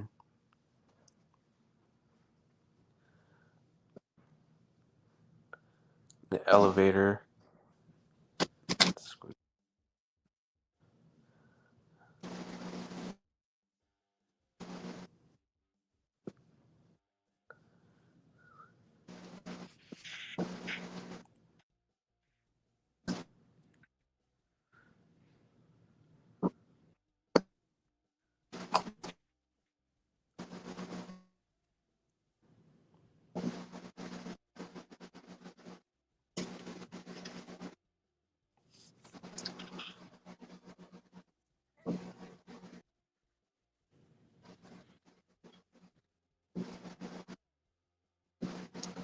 I'll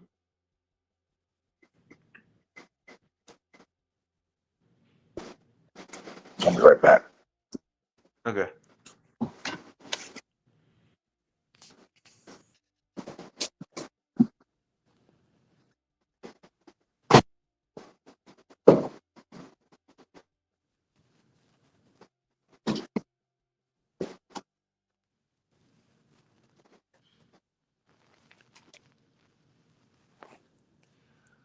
Let's see what's in the chat as we're watching the movie.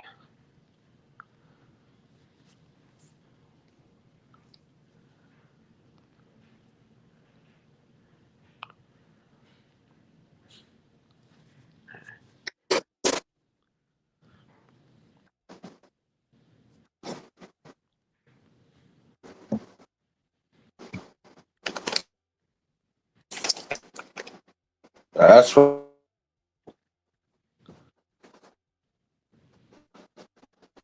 Oh.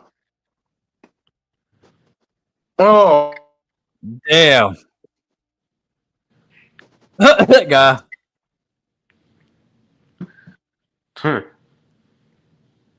His hand's like under his arm, under his leg. Even that one. That decapitation. This one wasn't that excessive. It wasn't like over Once the top, her shit you know? snapped. Right. And once she pulled back, crazy. Like it was just kind of like shots, except his was a lot cleaner. Right.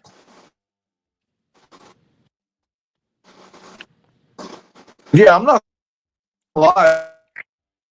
Rewatching I've this, seen. Alan, the blonde You're hair cutting out, dude, bro. I'm about to say outside of the blonde hair dude's kill with the fire escape, these kills remembered it to be.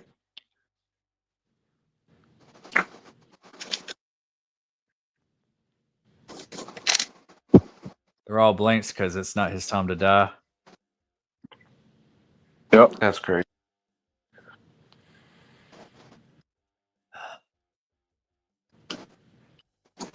They were loaded.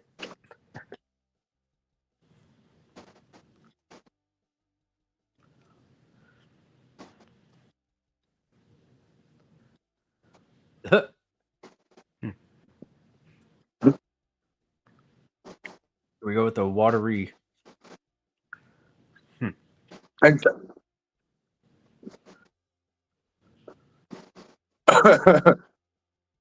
but driving on the highway like it's still like creepy as hell, right? You know, because of what happened. Yeah. Yeah.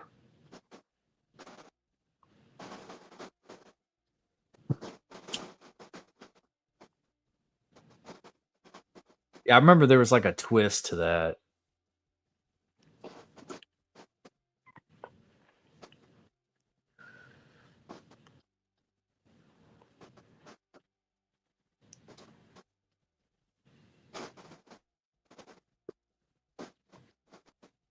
Him in other movies, but I can't remember which one.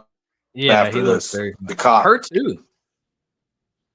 Oh yeah, she's definitely been in.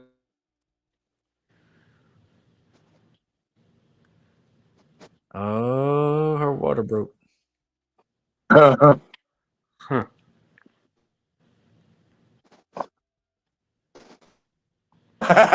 No, not here. You can't do this to.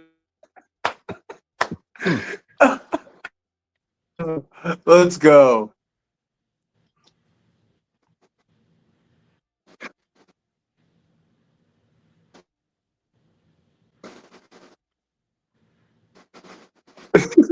Sheriff Perry needs to go.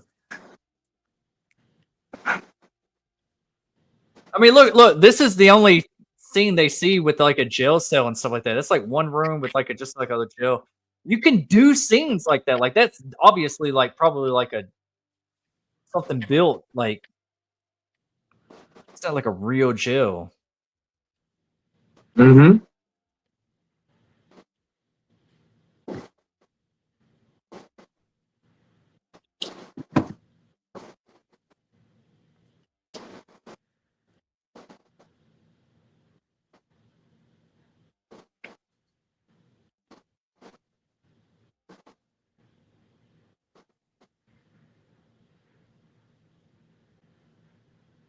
Ooh.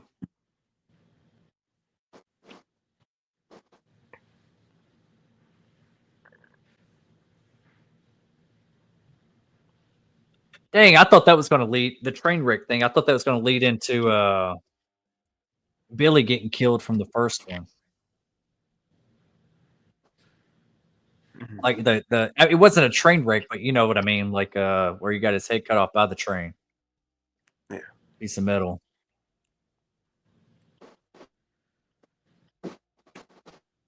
Yep, everything can start connecting.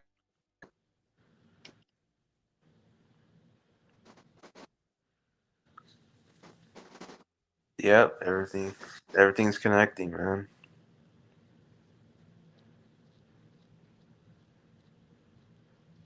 Okay, here we go.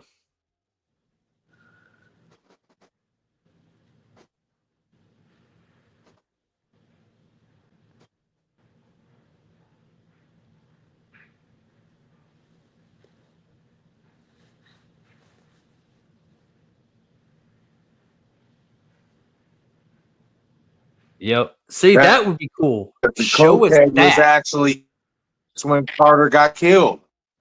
He was there. That would be cool to connect That's that. why. Show us that the scene in Paris.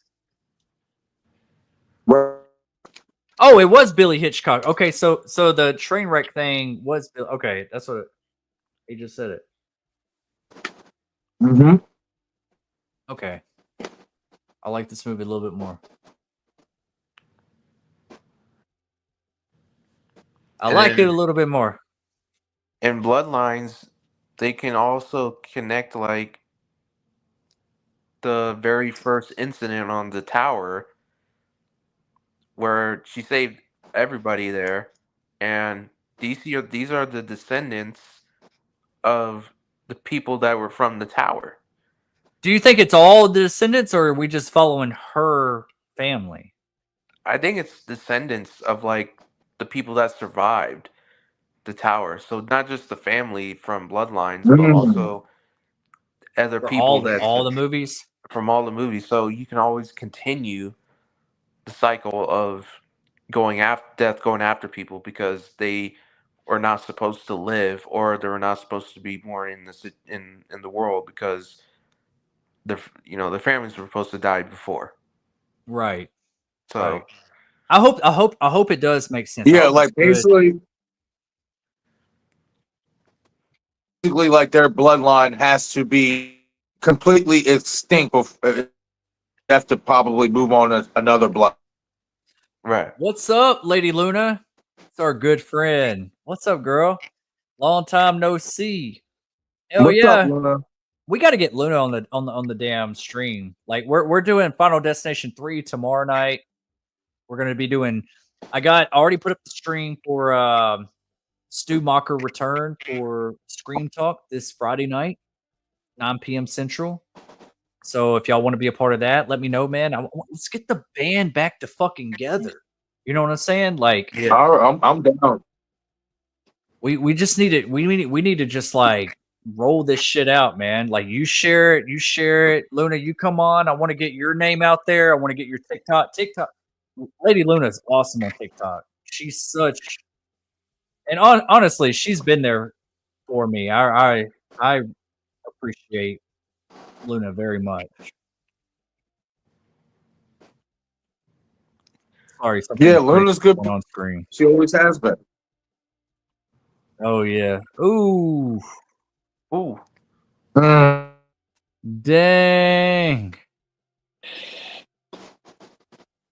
No worries, Paula. Good to see you here. Glad to see Paula. you. We're about an hour and 7 Paula? minutes into this movie. Yeah, if you there, Paula, let us know. For you, Luna. Oh man, he's kind of bleeding. An exact timestamp because we're approaching an hour and 8 minutes.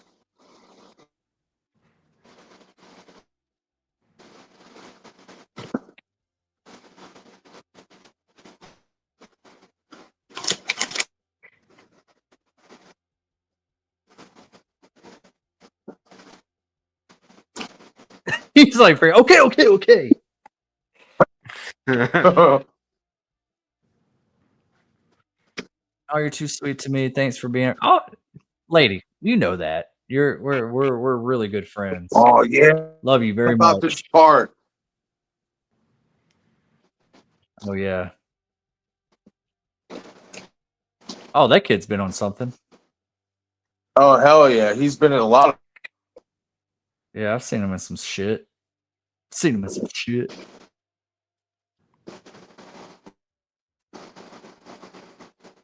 How the hell is he supposed to get that off of you? She's so scrawny. I feel like she could crawl out from that. Hey, Dad? I can't lie, he reminds me of our good buddy Killer Jake. Ha! Paula says she's only He seen the looks first like one, so I may just hang out. Paula, you should really check it out. We're gonna watch Final Destination 3 tomorrow night. Like we're on 2 right now. We got 4 and 5 coming out next week. And then I think 6 is coming out. Is it next weekend or the weekend after? Yeah, May 16th. 16th? Man, every time I hear somebody, it's always later in the month. I keep thinking it's like early in May.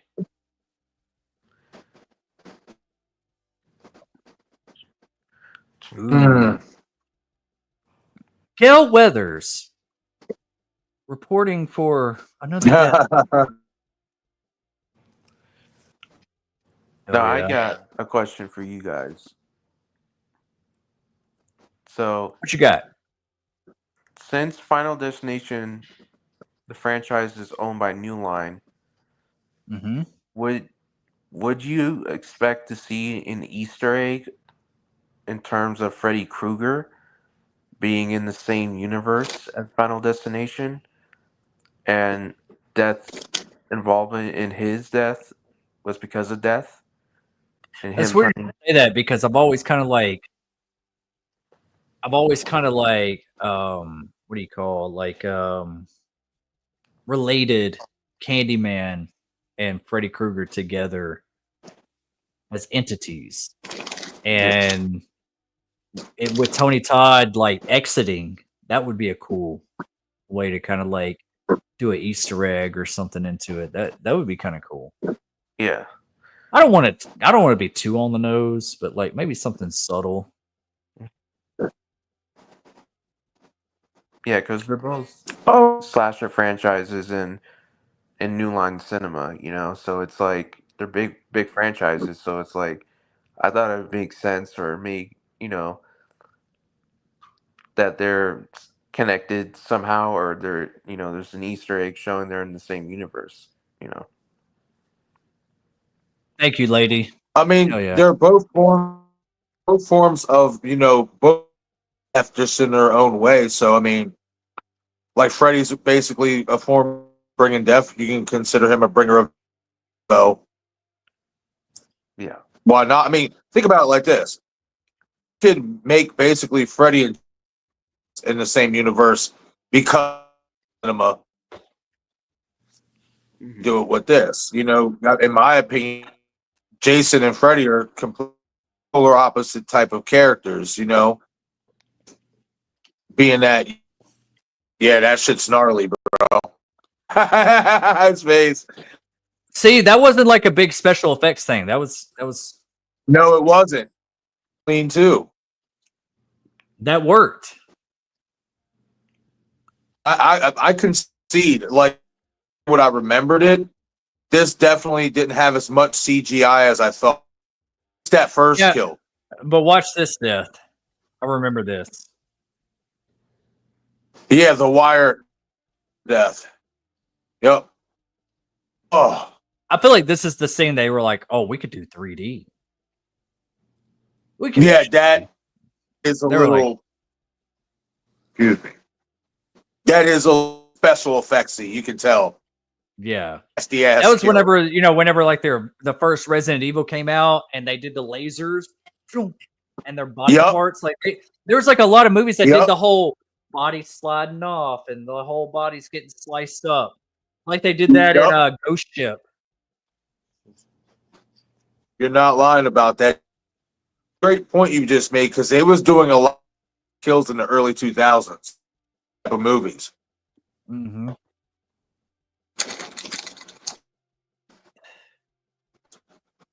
Lady says, I may be free tomorrow to join. Can't make any promises, but maybe. Hell yeah. Just let me know. I'll send you an invite. Come on, 8 p.m. Central. I think that's 6 p.m. your time. Just let me know if you even want to join later. I would love to like have you on here and shoot the shit and have some fun. Final Destination 3 tomorrow night.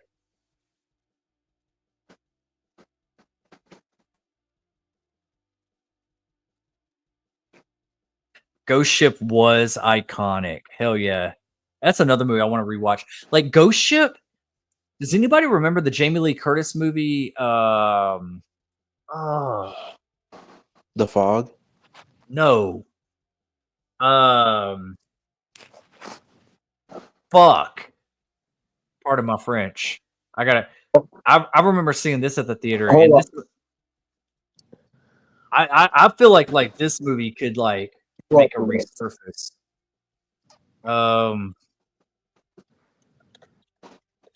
I remember me and Rawhead Nick going to see this movie. Like we would always go see the newest horror movie every weekend. Like that was just our thing. Hold on, I'll find it. It was kind of like Ghost Ship, but it, About his Virus. right? Virus.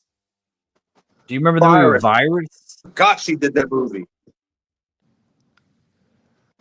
That was a good movie. It was. It was like Entity taking over electronics. I was like, man, this would be a good video game.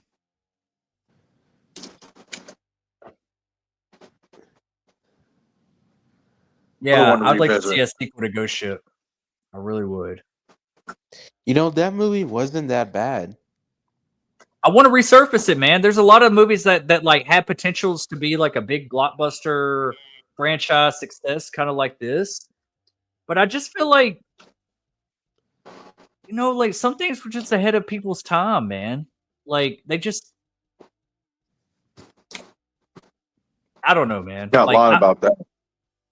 Ghost Ship was pretty cool. Had a good Ghost Ship wasn't too bad. I thought the story was interesting for Ghost Ship. Yeah, it was. Event Horizon, nothing beats Event Horizon though when it comes to like those Ghost Ship type of movies. Like even though it's in space, Event Horizons beats it all. Event Horizon was amazing. Yeah, it was. I went to theaters to see that. Event Horizon. You've never seen Event Horizon? Is that who's in that? Lawrence Fishburne and Sam Neill.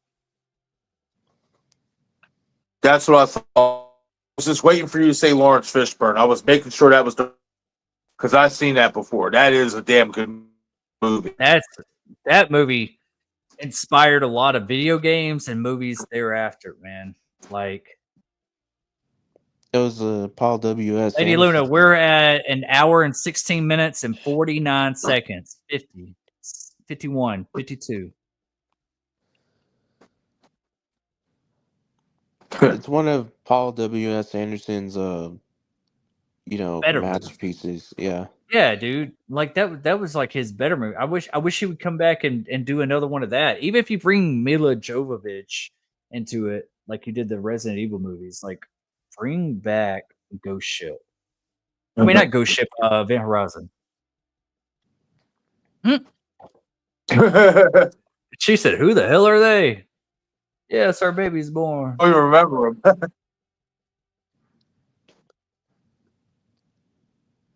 Hey, I'm down for that. Hey, Luna, we're talking about doing like some of these like original like movies we haven't seen in a long time, like The Hills Run Red, Ghost Ship, Virus. We were talking about earlier. Neither one of us has seen The Devil's Den with Devon Sawa, Ken Foray, and Kelly Hu. It seems kind of like a From Dusk Till Dawn guess. Like we're gonna watch some like off the beat franchise movies that are really forgotten and hasn't had a re-release. What the hell? I want to watch Ghost Ship.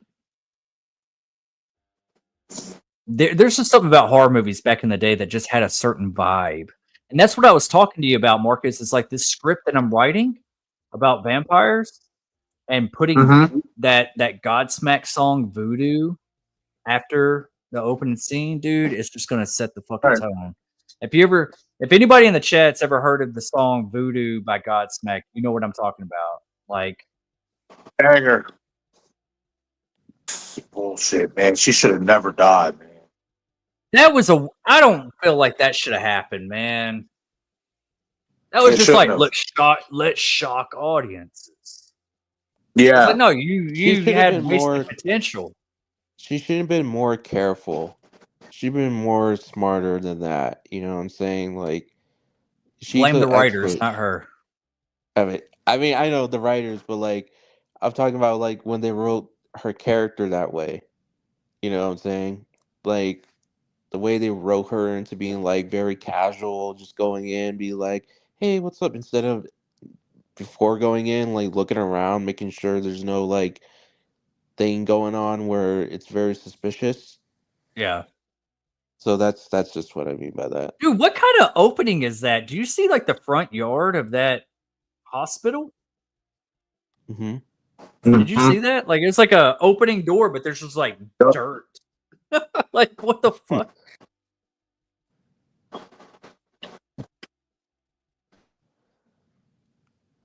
Yeah, Paula, we'll do some daytime watches as well.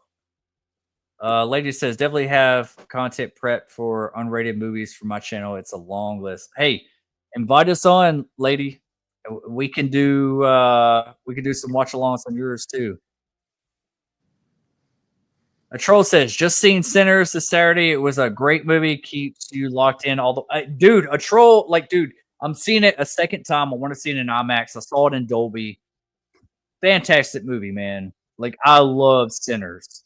I think it's opening that door of like old school vampire horror that we haven't had in a while. Abigail did it a little bit, but this one really knocked it out the park with the reception that we're getting from it. I love it. I absolutely love it. You got a little bit of Demon Knight in there too. Like, have you ever seen Tales from the Crypt Demon Knight? Hell yeah. Dude. I'm telling you, man. Like, certain Billy Zane was awesome. Yeah. Billy Zane is a vampire. You hold damn motherfuckers. Motherfucker. Look at this cowboy shit. Key. Yeah. I want to see a sequel to Demon Knight. Make Demon Knight 2. Mila Jova is stunning. Huh? I thought that they data.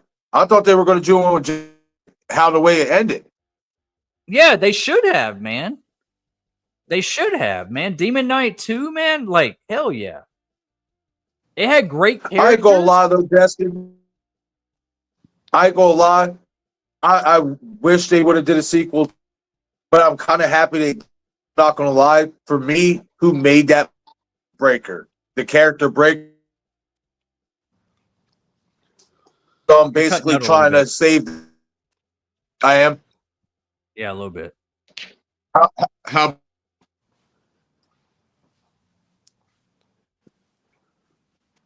I know what you're saying, but I'm trying to let them know what you're saying. Yeah. How about now? Is it all right? Yeah.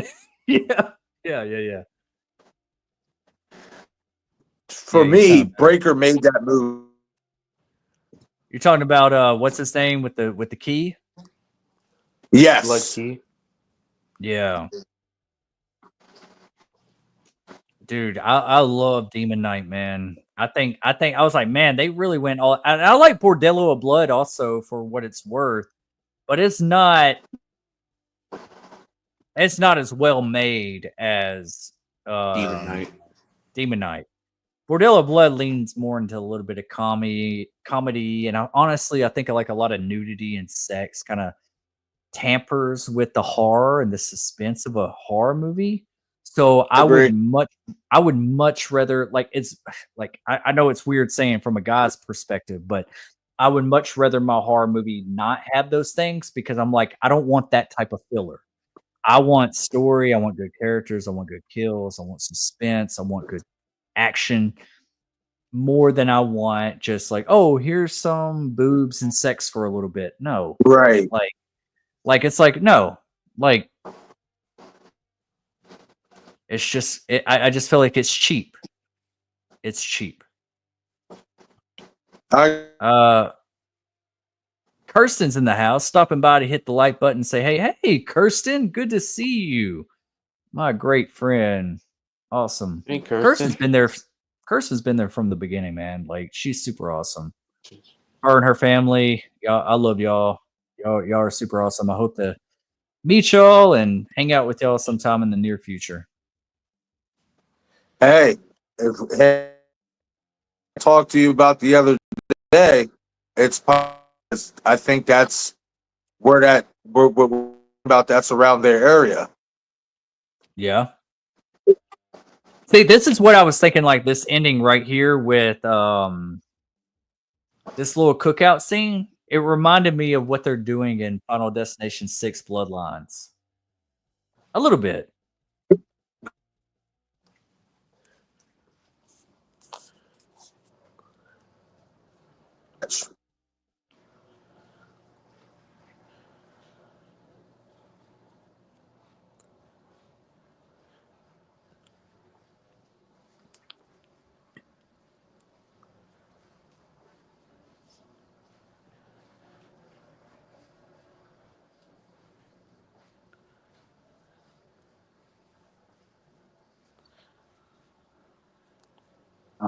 Damn.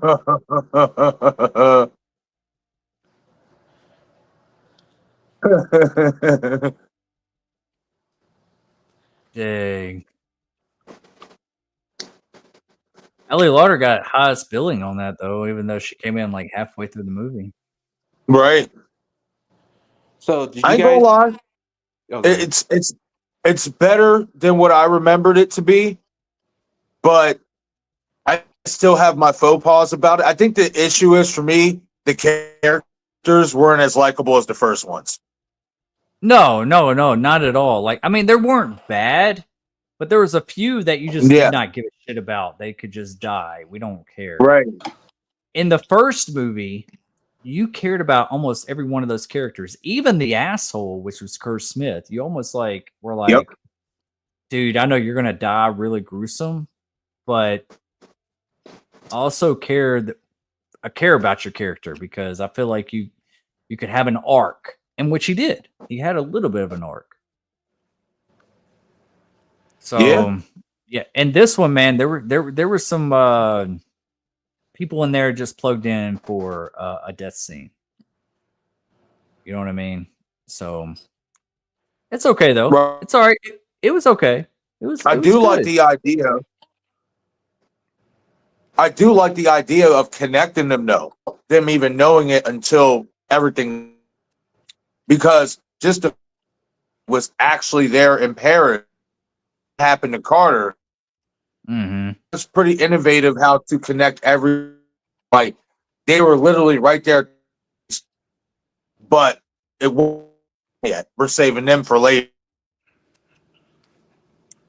Yeah, it would be cool. Like, you don't have to focus on the guy from the second movie, but you could see him like from like across the street and just being like, "Oh shit," you know, like just one little clip of just saying like, "Oh, he was there," you know, and then kind of retcon Devin Sawa's character of surviving and all that kind of stuff. Like, dude, I think that's the way really that they should go about it. I hope that this new one, Final Destination Bloodlines, has a after credit scene. I hope they like really embrace that to show like, hey, we're building on this. Hey, we're building on that. I think that would be really good. Also, did you guys notice? I agree. Yeah. Did you guys notice that when you know how there's a propane tank in when he blows up at the end? Well, did you guys notice early on in the movie when they were at the gas station and there's a guy rolling a propane tank, like he's accidentally like hitting it over and like damaging it and shit? Apparently, that's supposed to be the same propane tank that the kid was using at the barbecue. How you Oh know that? wow, Yeah, because he was supposed to wow! I, die at the when the car was about to hit him, and he that's right. pulled him away. So there's a whole story where like the kid was involved in some sort of getting away from death type of shit like they were going through. There's a whole storyline behind that, but he was supposed to die at the when the van was coming in and was about to run him over, but then the guy pulled him away and Yeah, saved him. yeah. So he spared his time, but then when he's at the barbecue, that striked again with the Okay. propane tank that was shown earlier on in the movie that was being rolled around carelessly. Yeah. So if you guys look back on it, you'll see it. You'll see the propane tank moving and all that. Honestly, I enjoyed it. I actually enjoyed this one. Like it's. I remember being in the theater whenever I was younger and watching this and expecting the same vibe and everything from the first movie. And this one kind of steps away from the whole teen getting killed type of thing, you know, like it kind of does its own little thing. At that time, watching the movie, I was kind of like, no, I want that teen. I want that teen connection because I was on the hype of Scream and I Know What You Did Last Summer and these type of movies. But now I appreciate it a little bit more with it being like a group of characters. And I like how they kind of like intertwine with like practical kills. Also, there's a few CGI kills. And I know in the later sequels, they go like full blown CGI with like 3D and all this kind of stuff. So honestly, like this is like one of those. I have to watch the rest of this but I'm just thinking back from where I'm at right now. This is one of those franchises that's like there's not really a miss. There might be one that's like less than the other, but there's not really a miss. They're all solid in their own ways. Like even Final Destination 4 is pretty See, solid. that's the one I'm most curious to rewatch because I have not seen it since it came out. Yeah, because it's pretty solid. It's not as innovative as the other 4 movies, but it still follows the same formula and stuff, and it just goes crazy with it. And they have a good time with it, as you can tell if you watch the movie again. You can tell they had a good time making it, and they weren't taking it seriously. Yeah. So okay, so since we watched the first 2, and I want to hear you in the chat as well. Between the first and the second one, because we have nothing else, we're not comparing it to anything else in the franchise yet. Which one's your favorite one? Marcus, go first. Like I said, since I've only seen 3 of them, I'd say it's a tough one between the first. I'm saying between the 2. Between the 2, the first one. I just felt like the first one there was some things like we talked about yesterday with the black fog, the black bringer of death. I thought that was a lot more cool and more effective. The characters were way more likable. You cared about them compared to this one. The kills were a lot more cleaner, even though in this one, from what I remember before, the kills aren't that over the top. They're actually pretty clean themselves. But it was just, I think the first one, the reason why I like it so much more than the second one is because it was something new. It was something fresh. It was something we've never seen before. And this one is kind of a continuation of that. You know what I mean? But it's not a bad continuation of that. It's actually one of the better sequels to a follow-up that we get, in my opinion, now that I've rewatched it. But the first one, to me, because of the characters, because of Devin Sawa and stuff, and the possibilities of following his character, like, to me, in that first one, I felt like, okay, well, if you're going to kill him off, eventually, then Ali Lauder's character could take over because we've seen her have that premonition. Like between the main characters of the first one, they set up for so many possibilities that I feel like in this one, we didn't get that for whatever reason. You know, Allie, even though she was a main character in this movie, she wasn't the main character. And I felt like that was a missed opportunity because we seen her have that premonition at the end of the first one. So why is she not having those same premonitions here in the second one? You know, so, but it's like the people that made the second one didn't watch the first one almost. yeah, I think I can agree with you when you say that and stuff, but I'm not going to lie. Let's say if they didn't watch the first one, it still wasn't a bad sequel. You know, they came up with some really cool, elaborate ways in terms of like the highway scene. Bro, that's when you're on a highway, like you said, Destin, and you're behind a log truck. You may not openly admit it, but you're fucking scared that one of those logs is going to come off. Like something's going to break. Just like when you're watching a tow truck, when you're behind a tow truck and they got a bunch of cars. You know what I mean? You're genuinely terrified, like shit. I hope nothing falls off that shit, you know? So another one, the elevator with the hook. You know what I mean? They had some pretty creative kills in this movie. Like, I'm not gonna lie, that from compared to when I remembered it from. So it's funny that you mentioned the elevator thing with the hook and all that kind of stuff. Because honestly, I think before I even watched this movie, it actually kind of like escaped my mind. Like I didn't really think it was that significant whenever I first watched the movie. I thought it was kind of weak. I was like, oh, that's the weakest kill. But then now I see like these emergency videos. Like I'm a big sucker for like 911 videos and these emergency videos of like people going on calls. And people have been stuck in the elevator. And they're like, oh, they got like this gap.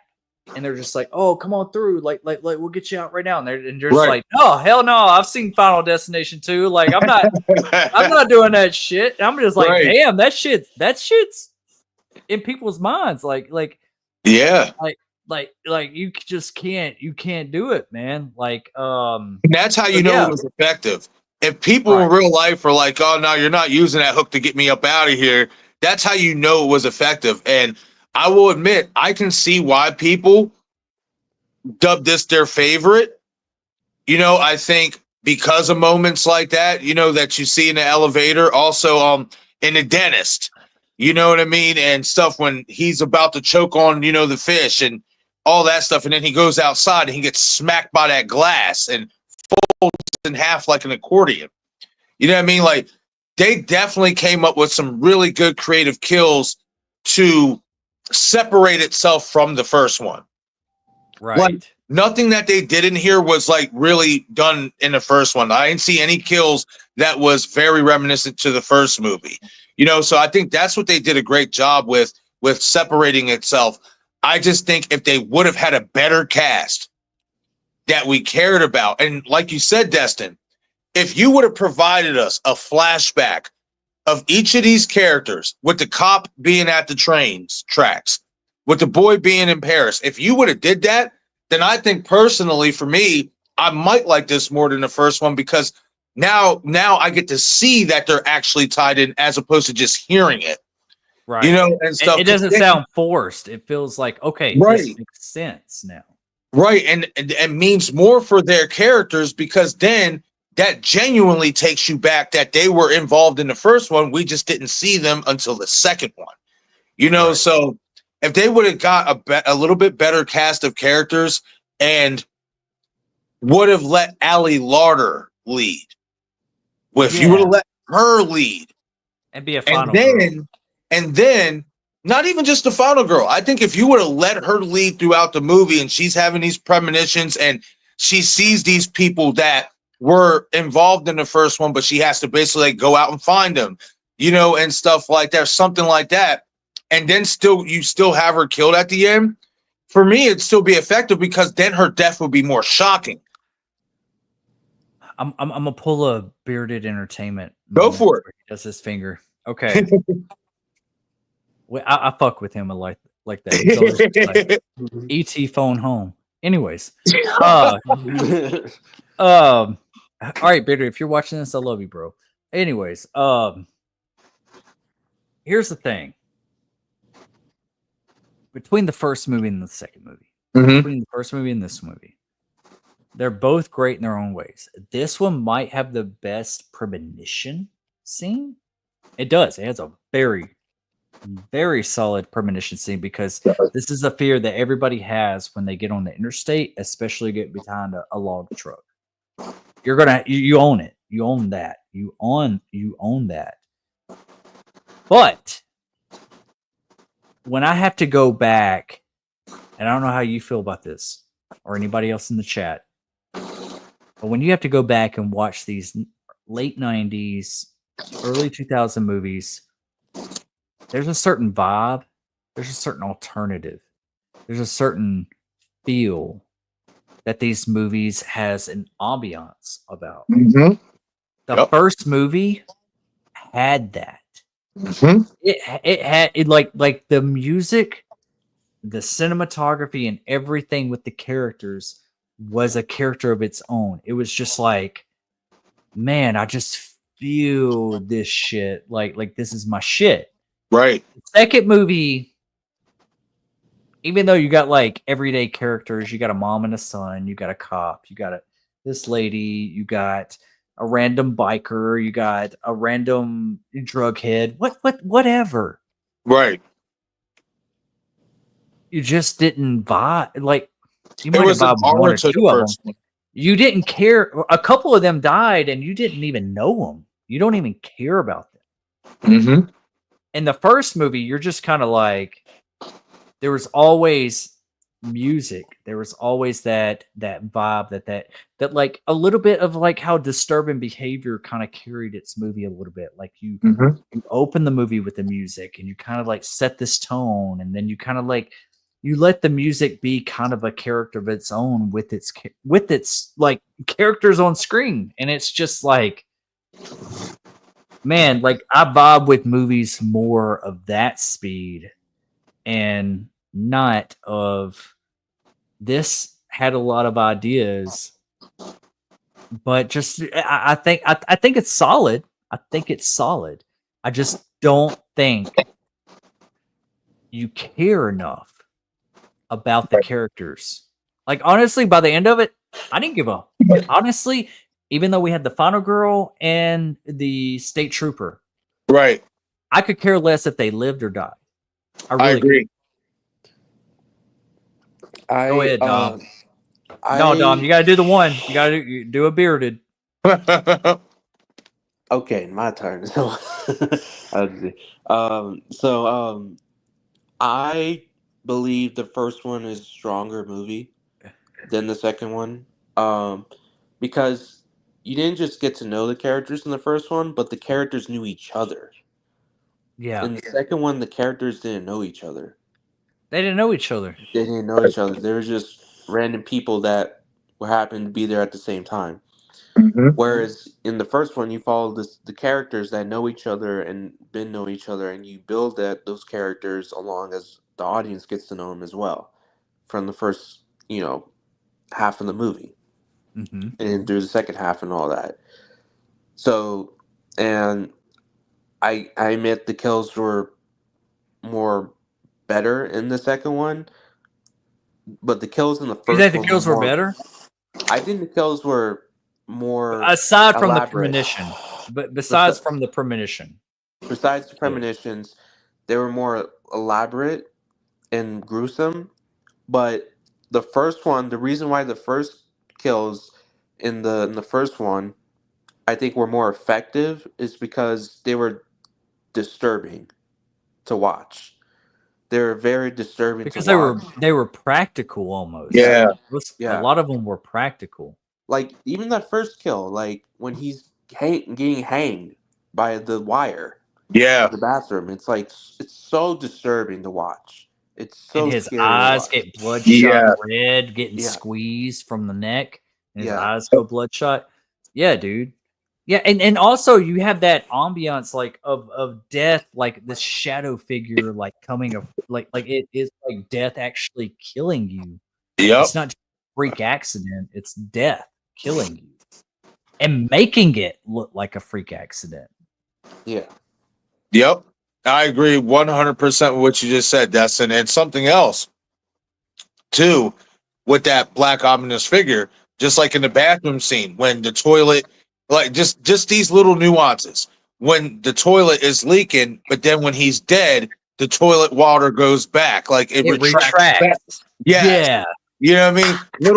Little nuances like that to me is why I say the first one is still better because, you know what I mean, it's kind of like death has a mind of its own. Like you said, it's not just a freak accident. Once death does its job, it goes on to the next, and you see that. You know what I mean? It retracts, you know, and that's something we didn't see in this one. We got what they did with this one, they gave us hints.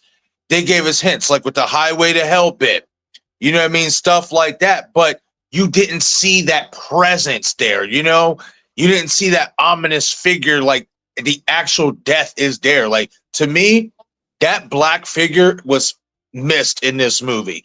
I would like to see it make a resurface because in the first, it makes sense. You know, when you think about death, you think of darkness.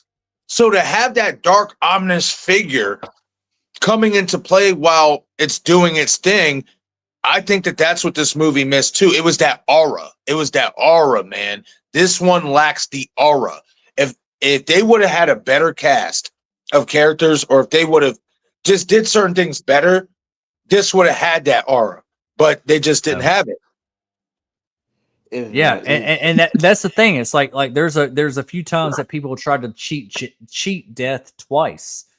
Yep. It's just like, oh, you cheat death twice? Well, death's now coming after you, and he's going to kill you and make you look like you committed suicide or something. You know, right? Like you're not gonna be able to cheat it. Now it's got to be creative in taking you out. Like I dug that part.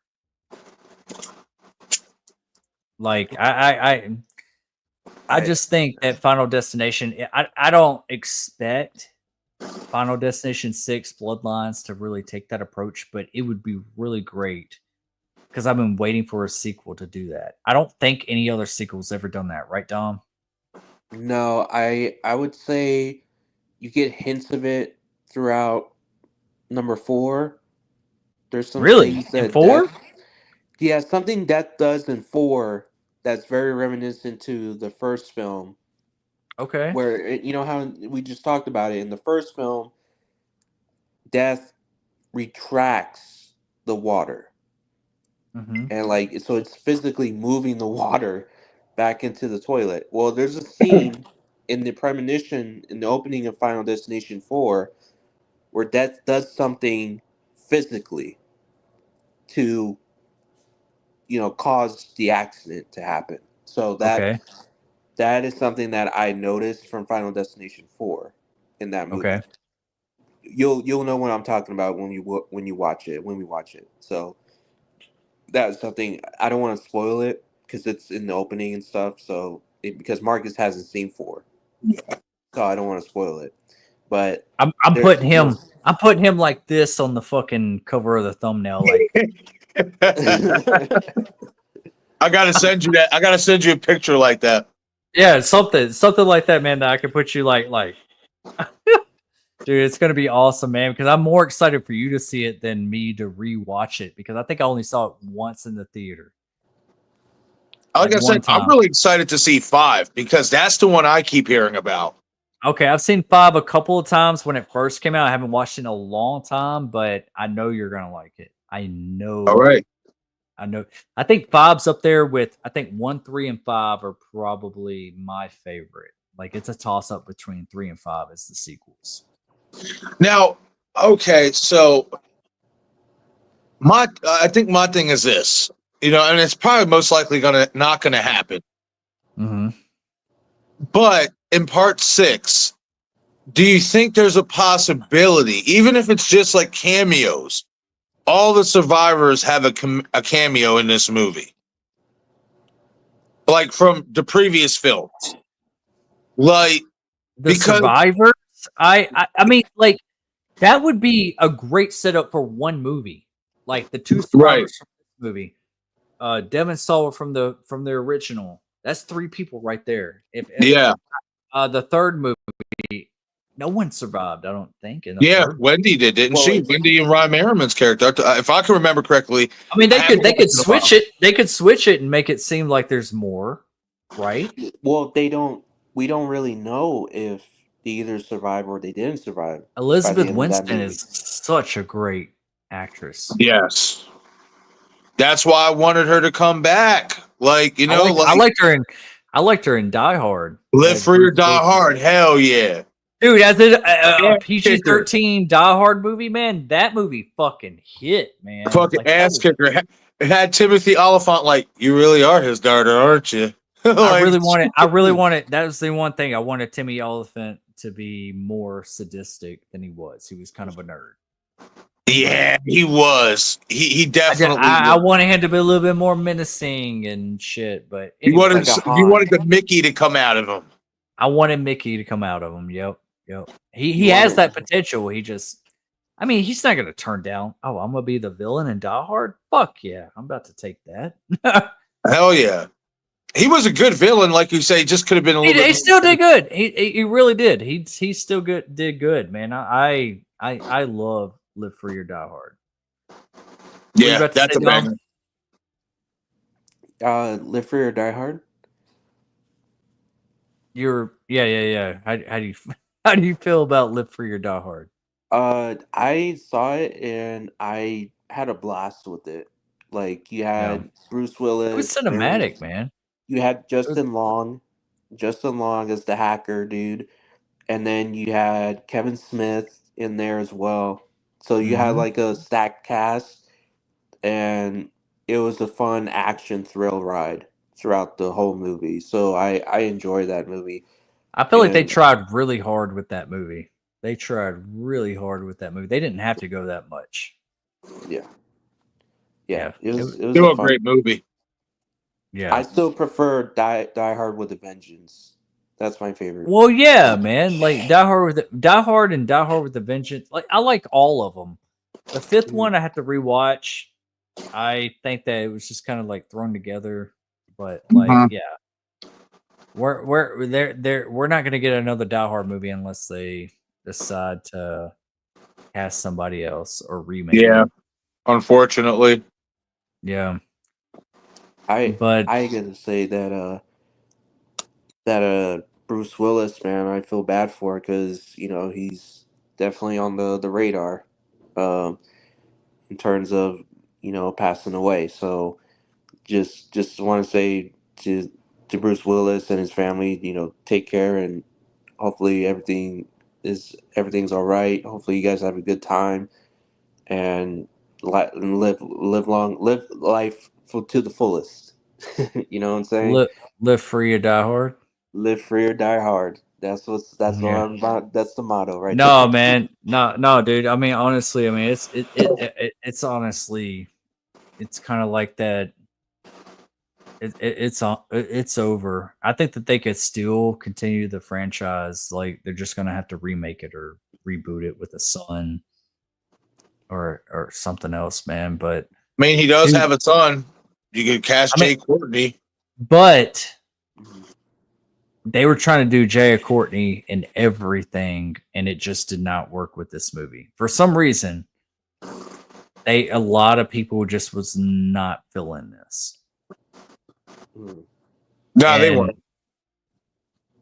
I want to rewatch it because I only saw it once, and I was like, I didn't think it was that bad, but It I was didn't think it was okay. It just did. I'll be honest. It didn't feel like a Die Hard movie. it just wasn't as epic, right? It No. didn't feel, yeah, it felt a No. little forced.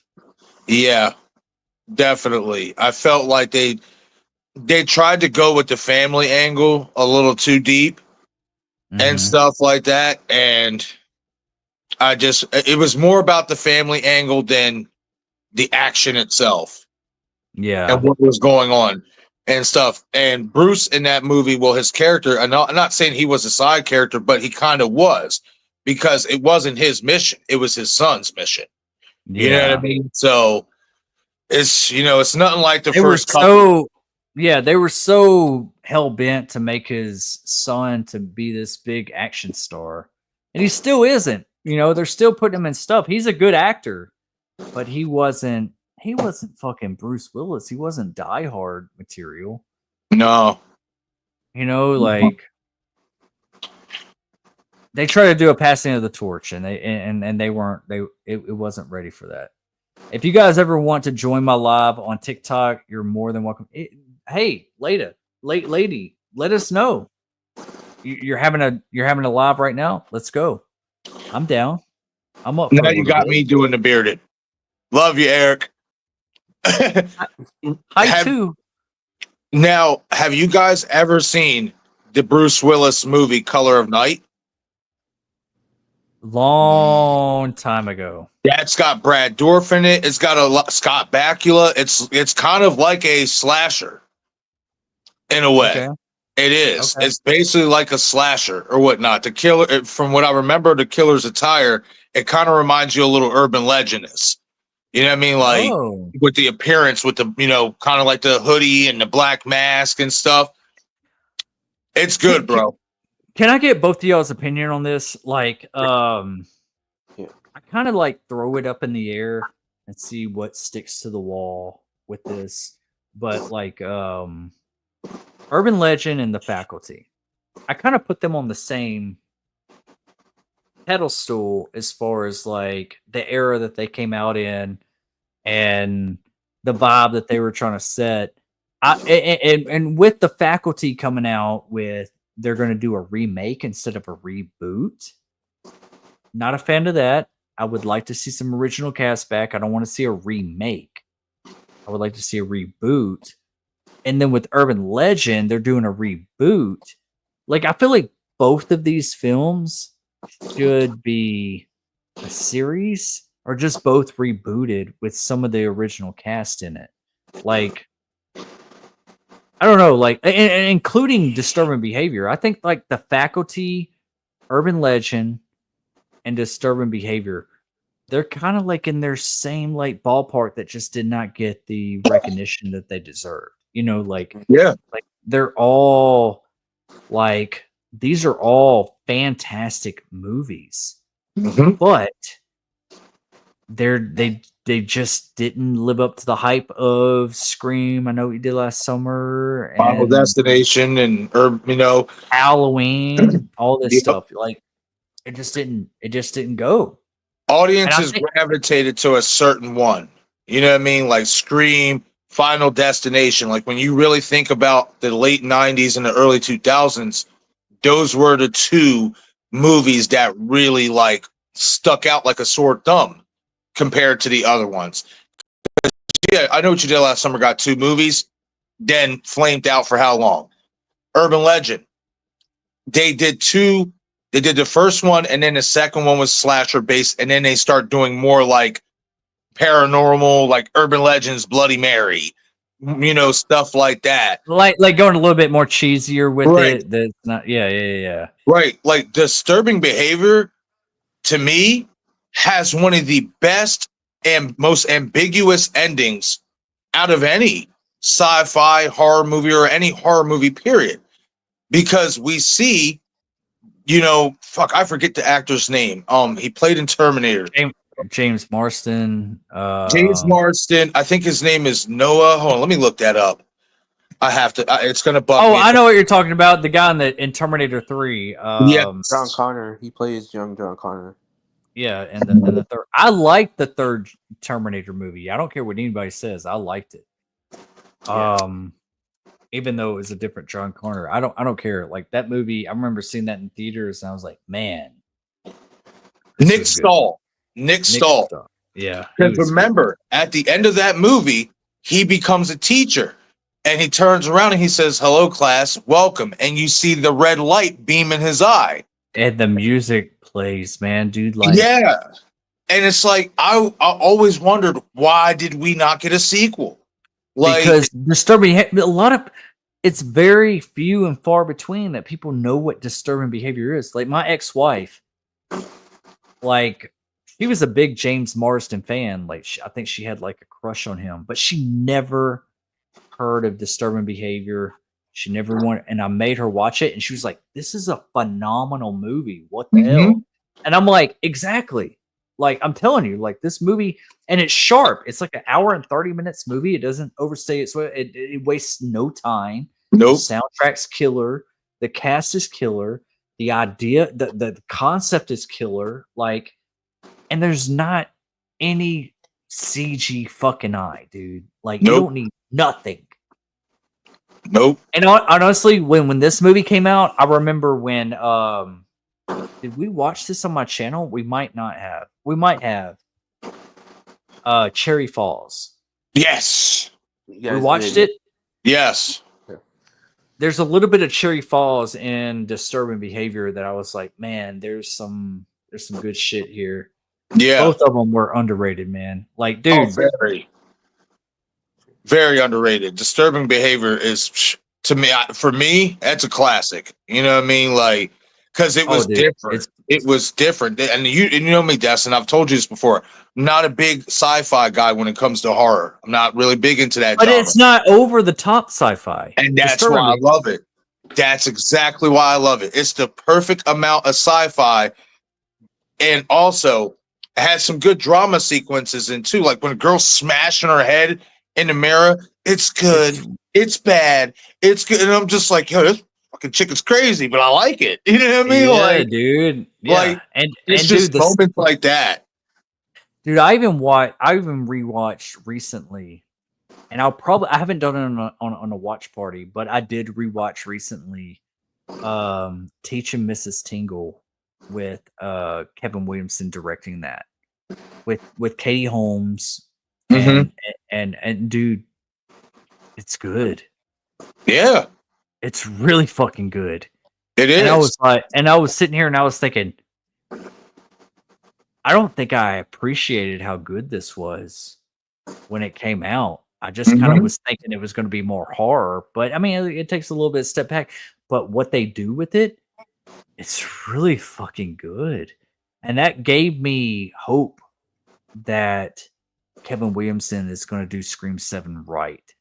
And I was like, please, man, like if you give this fucking feel, this vibe to the movie. Like that's the thing that you have to have. You have to bring you gotta bring a vibe to the movie. You can't just like show us some shit and shock us with some shit. You can do that all day long.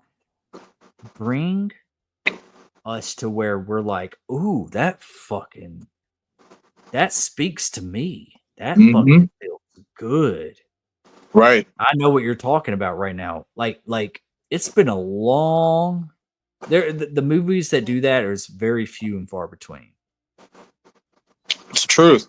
And it's crazy that you said that because I'm also a fan of Teaching Miss Tingle. And when Kevin Williamson got announced to direct Scream 7, forget who dropped the article. If you look it up, you probably find it.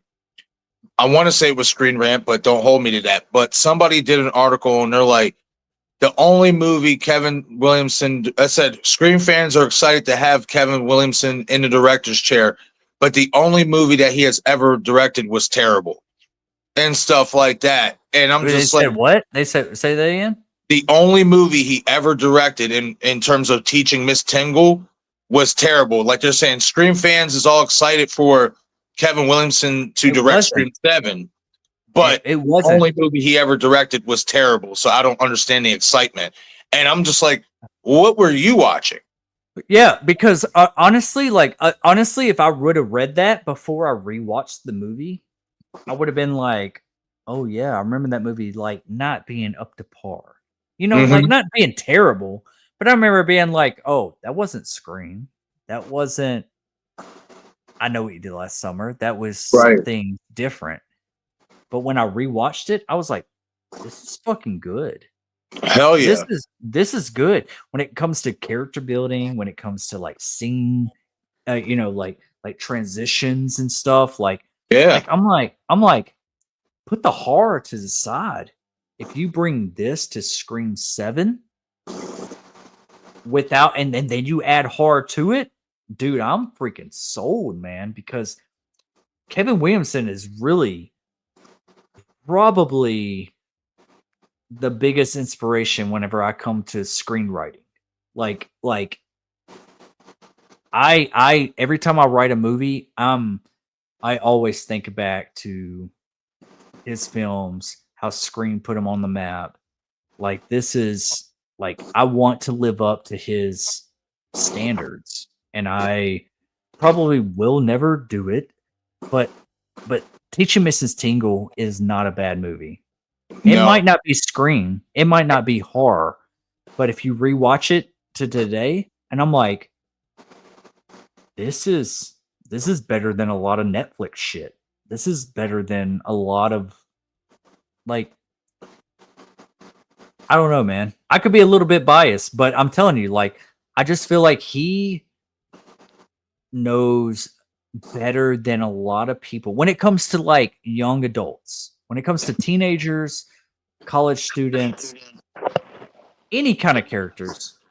I feel like he is so good at building characters without wasting too much time.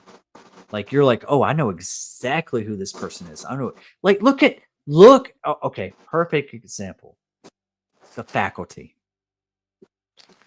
The characters that we love in that movie is because of Kevin Williamson. The action and the horror that we love about that movie is because of Robert Rodriguez. But what we really gravitate towards, we don't see a lot of people die in the beginning. We gravitate towards these group of characters that shouldn't be together. They're a bunch of assholes, except for a couple of them. And it's like, we care about them now. But that's because of Kevin Williamson. Because that's how he wrote those characters. Now, Robert Rodriguez, it's kind of like that From Dusk Till Dawn thing. Robert Rodriguez and Quentin Tarantino, they made From Dusk Till Dawn. Quentin Tarantino built these characters. Halfway through the movie, we go into a titty twister, and we got vampires. In the Faculty, we're building these characters because of Kevin Williamson, and then Robert Rodriguez, we got a bunch of aliens. I like those type of movies. Yeah, because there's like we like to say, there's layers to it. I mean, there's layers. And one thing about Teaching Miss Tingle, what I hope they bring in terms of Kevin brings to it is the manipulation.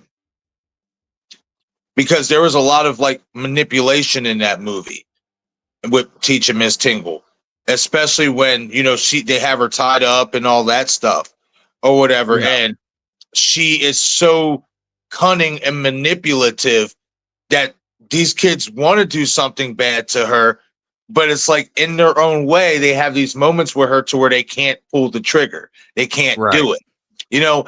And I kind of want that deception and manipulation from Ghostface in Scream 7. I want to see that type of manipulation and stuff like that. But of course, go balls to the wall. Let's cut some motherfuckers up. Yeah, I mean, yeah. I would love to see a darker version of Teaching Mrs. Tingle. I think that would be really interesting. But honestly, like rewatching that recently, like I wish I would have done a watch party with it, and we could still do that. But it's a solid movie. Teaching Mrs. Tingle is a solid movie. Craven's in the chat. Hey guys, popping in to say hello. Hope you're having a great night. Hell yeah, Craven. What's up, buddy? Hey, what up, Crave? Hell yeah. The Godfather of Woodsboro. Nice for you to make your appearance, my good buddy. I hope you're having a great night. Stew. Yeah, stew. I got a stew live stream this Friday night for Scream Talk. I figure we're gonna get this ball rolling, man. Looking forward to the next stew live stream that you got going on, man. Hell yeah. Let's see here. Lady Luna even says, "Hey Steven, hope you're doing well." Nice. Hell yeah. Guys, this has been a really good night, man. Like I need this, 7 days out of the week. I need if I could. For both of y'all, real quick. On a 5-star ranking, what do you rank Final Destination 2? Let's do this real quick, Destin. What do you rank Final Destination 1 on a 5-star rating? And what do you rank Final Destination 2 on a 5-star rating, since we just revisited both of them? All right, we're not ranking them against each other. We're just ranking No, them. just their own separate 5-star rating. The first one I have to say, like, is a man, dude. When it first came out, man, there was something about it. I'd have to say like a 4.7. Okay. 4.7. Man, I mean, it was up there. I was like, I knew this was going to start a franchise. I was like, yeah. I mean, like, amongst everything else that was coming out at the time, I was like, man, this is something special. This is right down my alley. When this one came out, I liked it, but I'd have to dip it to like a 3.9.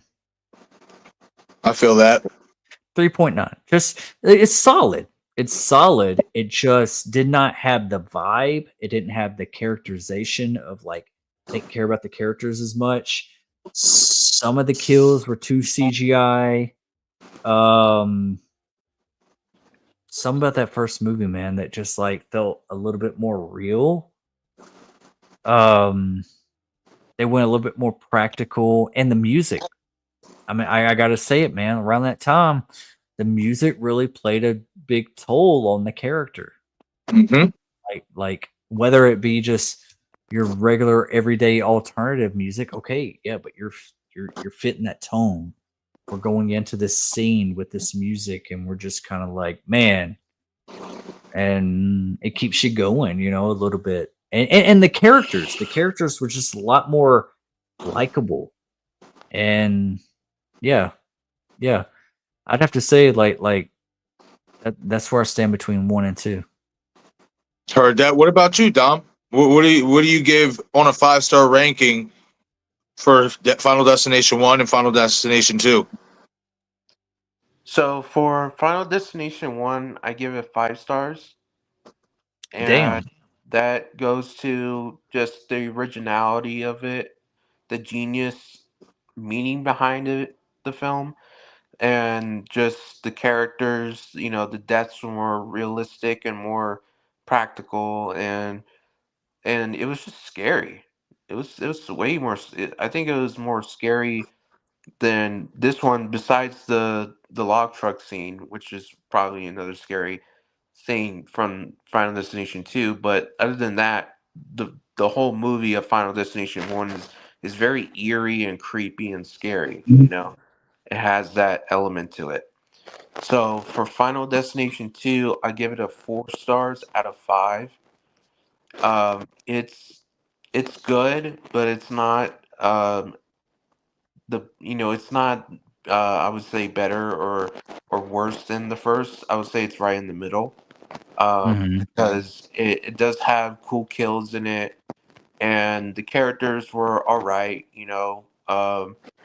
The whole atmosphere, the flow, and the mood of the film was not on par with the first one, you know, because that first one had something to it like that. Just you felt on edge the whole time. The you know. camera shots were also, the cinematography was another thing that I didn't mention.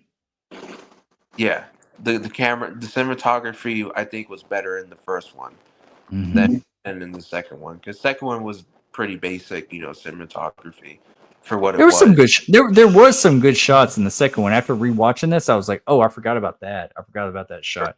But still, that first movie, what James Wong did, it was good. Yeah. So that's my rating for those two movies. Heard that. Yeah, I'm gonna agree with you, Dom. 5 out of 5 for me with the first one. It had the aura, it had the cast, like you said, the originality. Just like what we say with Scream. This movie came out at a time and had something that we had never seen before. You know what I mean? And when you really think about it, it plays into with the first one, another fear, genuine fear that a lot of us have initially, and that's flying on a plane. You know, being so high up in the air and stuff like that. But to what Dom said, there's a certain like ambiance and ominous to it. You know what I mean? Like there's an eeriness to it. You know what I mean? To the first one. Like when we go to the teacher's house and you see Alex when she, like I told you yesterday, and she's on the phone and she talks about death, and then she looks out the window and Alex is standing right there. Things of that nature. When we see the black cloud of death making its way, you know, the retraction, all that stuff. I feel like the death was a character as much as the characters, to where in the second one, death wasn't as much of a character. It was just a presence. You know what I mean? Which it just didn't have the same aura as the first one. So for the first one, obviously 5 stars, and the second one, I'm gonna say 3.5. Initially, back in the day, I probably would have just gave it 3. But I'll boost it up 3.5 because it is better now than when I remembered it. But it just lacked the aura, it lacked the characters. You didn't care about them. You know what I mean? When some of them died, it's like, okay, you know, whatever. You know what I mean? You didn't feel the weight of it. Right. And the number one thing to me now that I rewatched this, they missed a great opportunity with making Ali Larter the lead. And I think that's what subsequently knocks 2 down a peg for me compared to 1, because of what 1 set up in the end when she looks and she has a premonition and she sees the trolley and everything else. Because if Alex does die, well, then you can pick up with her. And though she was featured heavily in this movie, she was merely the help. She was the side character, you know, and I don't like that. I feel like they missed a great opportunity. There's a lot of potential there for her character, especially with how they set her up in the first one. Like, she was the type of character that we invested in because of basically her father dying and stuff like that. So, like, you gave a damn about that character, and then in this one, it's kind of like they diminished her, and I didn't like that. You know what I mean? But again, to cap it off, it's still a great sequel. Like, it's not a bad sequel. Like, we've gotten great first movies and then terrible sequels. So this is a solid sequel to the first one. It just doesn't have the aura and the mystique that the first one has. You know what I mean? And I'm really hoping in Bloodlines, bring back the black cloud of death. Please bring that back. That's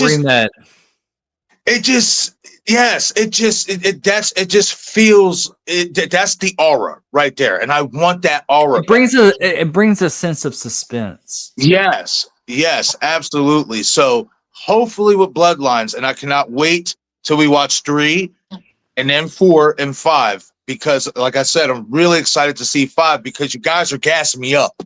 So you know what I mean? So I'm really excited to see the after 3 the rest of these movies, so that we can go into 6, and then maybe even beforehand we just do a big ass like live stream theory and share some thoughts on what we think is going to happen, and maybe how Bloodlines ties into the entire franchise, you know. And I'm really hoping it does that, because I think it would be cool. Like, I'm tired of, when it comes to Final Destination, I want there to be, just give me one damn character that can come back in the next one that we can follow. I'm tired of following new characters all the time. That's what you know what I mean? That's why I want Alex Browning back. Yeah, it's missing its Nancy. It's missing its Sydney. It's missing. It's missing that. Like, and I feel like it should have that, and I feel like they could bring it back. Even if, like in Bloodlines, that they don't do it early on, bring in an after credit scene. Bring it to where we see a flashback of the Paris scene in the first movie and seeing Kerr Smith getting knocked out by the sun, showing what happened and how Devon Sawa's character like survives and where he's been all this time. You know, like just show us a little bit of that. Like, I don't think it's too much to ask, and I don't think it's too far fetched. I feel like it could happen in this franchise. Like, Final Destination definitely has its own like flavor. Like, it's brought it owns its own battleground, man. Like, I want to see what else? What other layers do you have for Bloodlines? Like we saw it in the trailer. We're doing a family angle. Is that it? Is that your Right. only layer? Because if you did, you just gave away the whole thing for the trailer. Yeah. You want to see what else. How do you connect to the rest of the movies? Is there more to meets the eye? Like I want that. That's what I want. I love Final Destination. I think it's amazing. They got a badass. They got amazing kills. Final Destination 2 is such a solid entry. I just don't care about the characters as much as I do with the first one. I think there's some missed opportunities with Ali Lauder's character. I actually like Final Destination 3 over 2. So I'm looking forward to watching that tomorrow night. And because honestly, like if I had to like throw in a movie, it's 1, 3, or 5. And it's kind of weird how it jumps around like that. But you know, it might change my mind by the end of all this. But dude, you said it, man. Like this, the ambiance is a big key thing. Like Kerr Smith, I don't know what he's been doing lately these days. I think they could do some de-aging with Ali Lauder, him, and Devon Sawa, and just kind of give us a flashback of what happened that night in Paris. Right.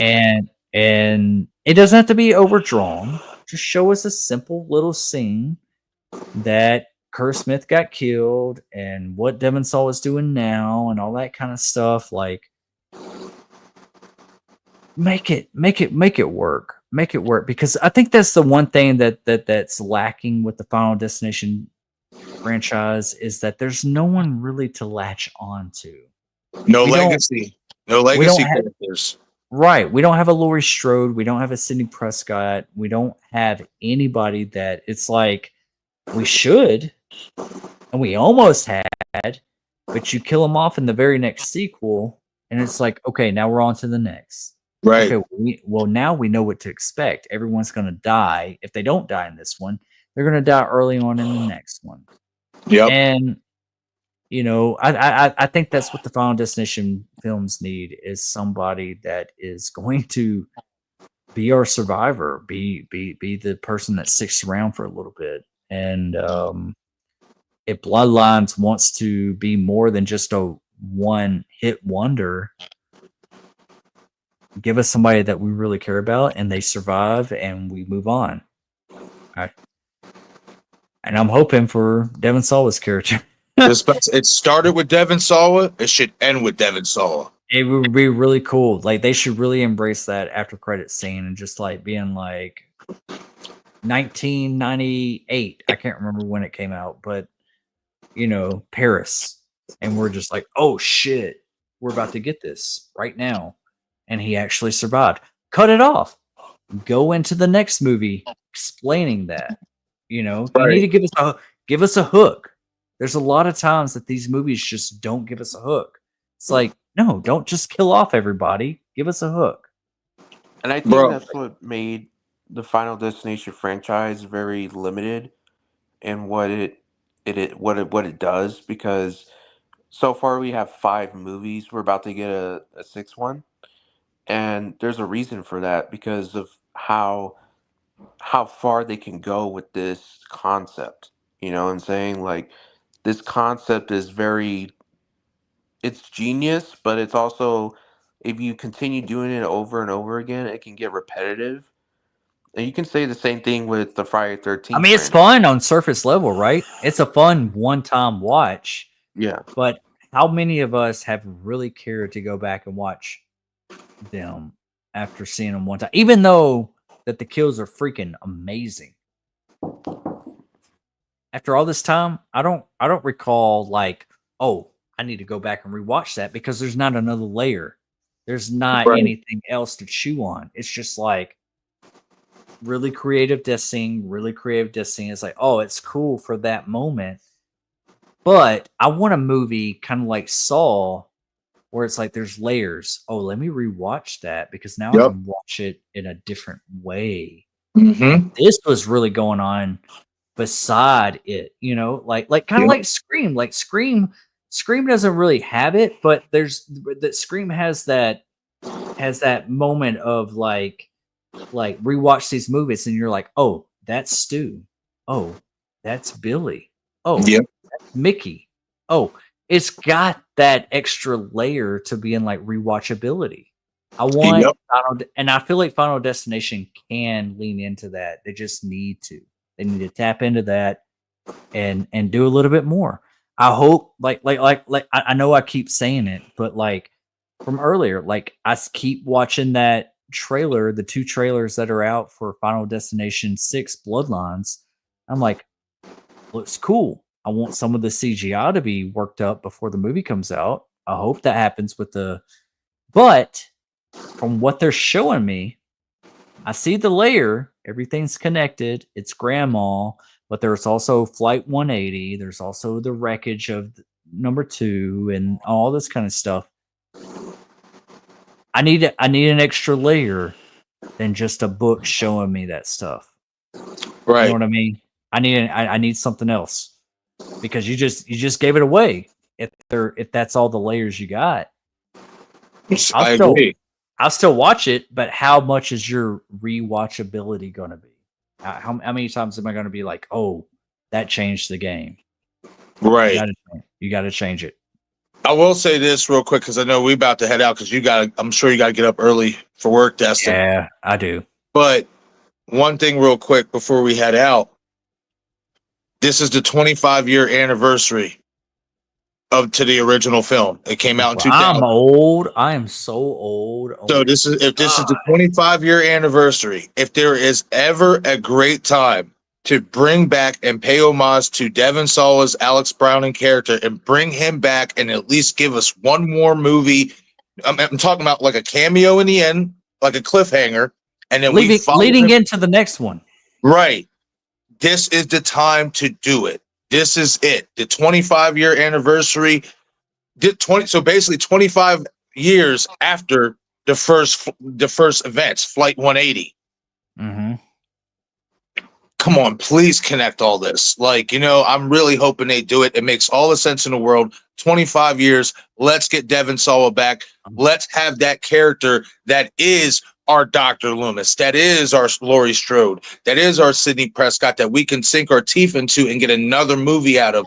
Like I said, it started with Devon Sawa's character, Alex Browning. It needs to end with his character, Alex Browning, because the truth is, out of all of these movies, nobody understood the design better than him. He really didn't. Yeah. He was ahead of that shit. You know what I mean? So that's why I want him back, because it's like he gets it, and I feel like he could be the one. If you're going to end the franchise at some point here soon, he's got to be the one to end the franchise. Even Craven says that Final Destination 5 is his favorite sequel in the franchise. That's crazy. Oh man, see, that's 4 for 4. There's been no misses yet. Marcus, I can't wait for you to check it out, man. Yeah, all right. I agree with Marcus, man. Like the freaking like Browning, man, he was more into the design than any of the other characters in the sequels. Right. They didn't want nothing. They didn't want nothing to do with it. They didn't want nothing to do with it. They were getting into it, but they just don't like it.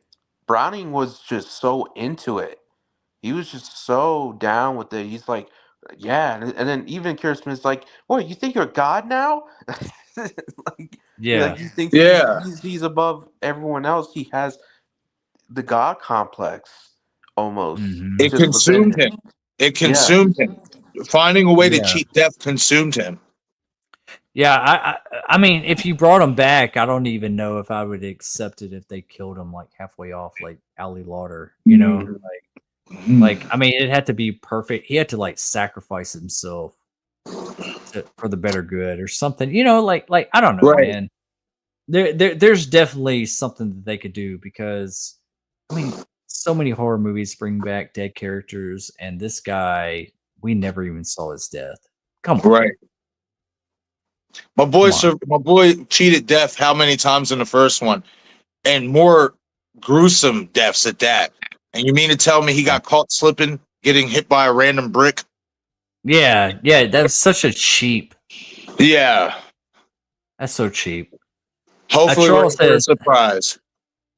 Yeah. A troll says definitely they got people interested just from the trailer alone. Everyone knows what Final Destination is. A Final Destination TV series would be great with the franchise. Yeah, I agree with that. Like that would be kind of cool. I mean, every episode, like there's 12 victims, and every episode someone dies. That would be kind of cool. You don't know which one dies.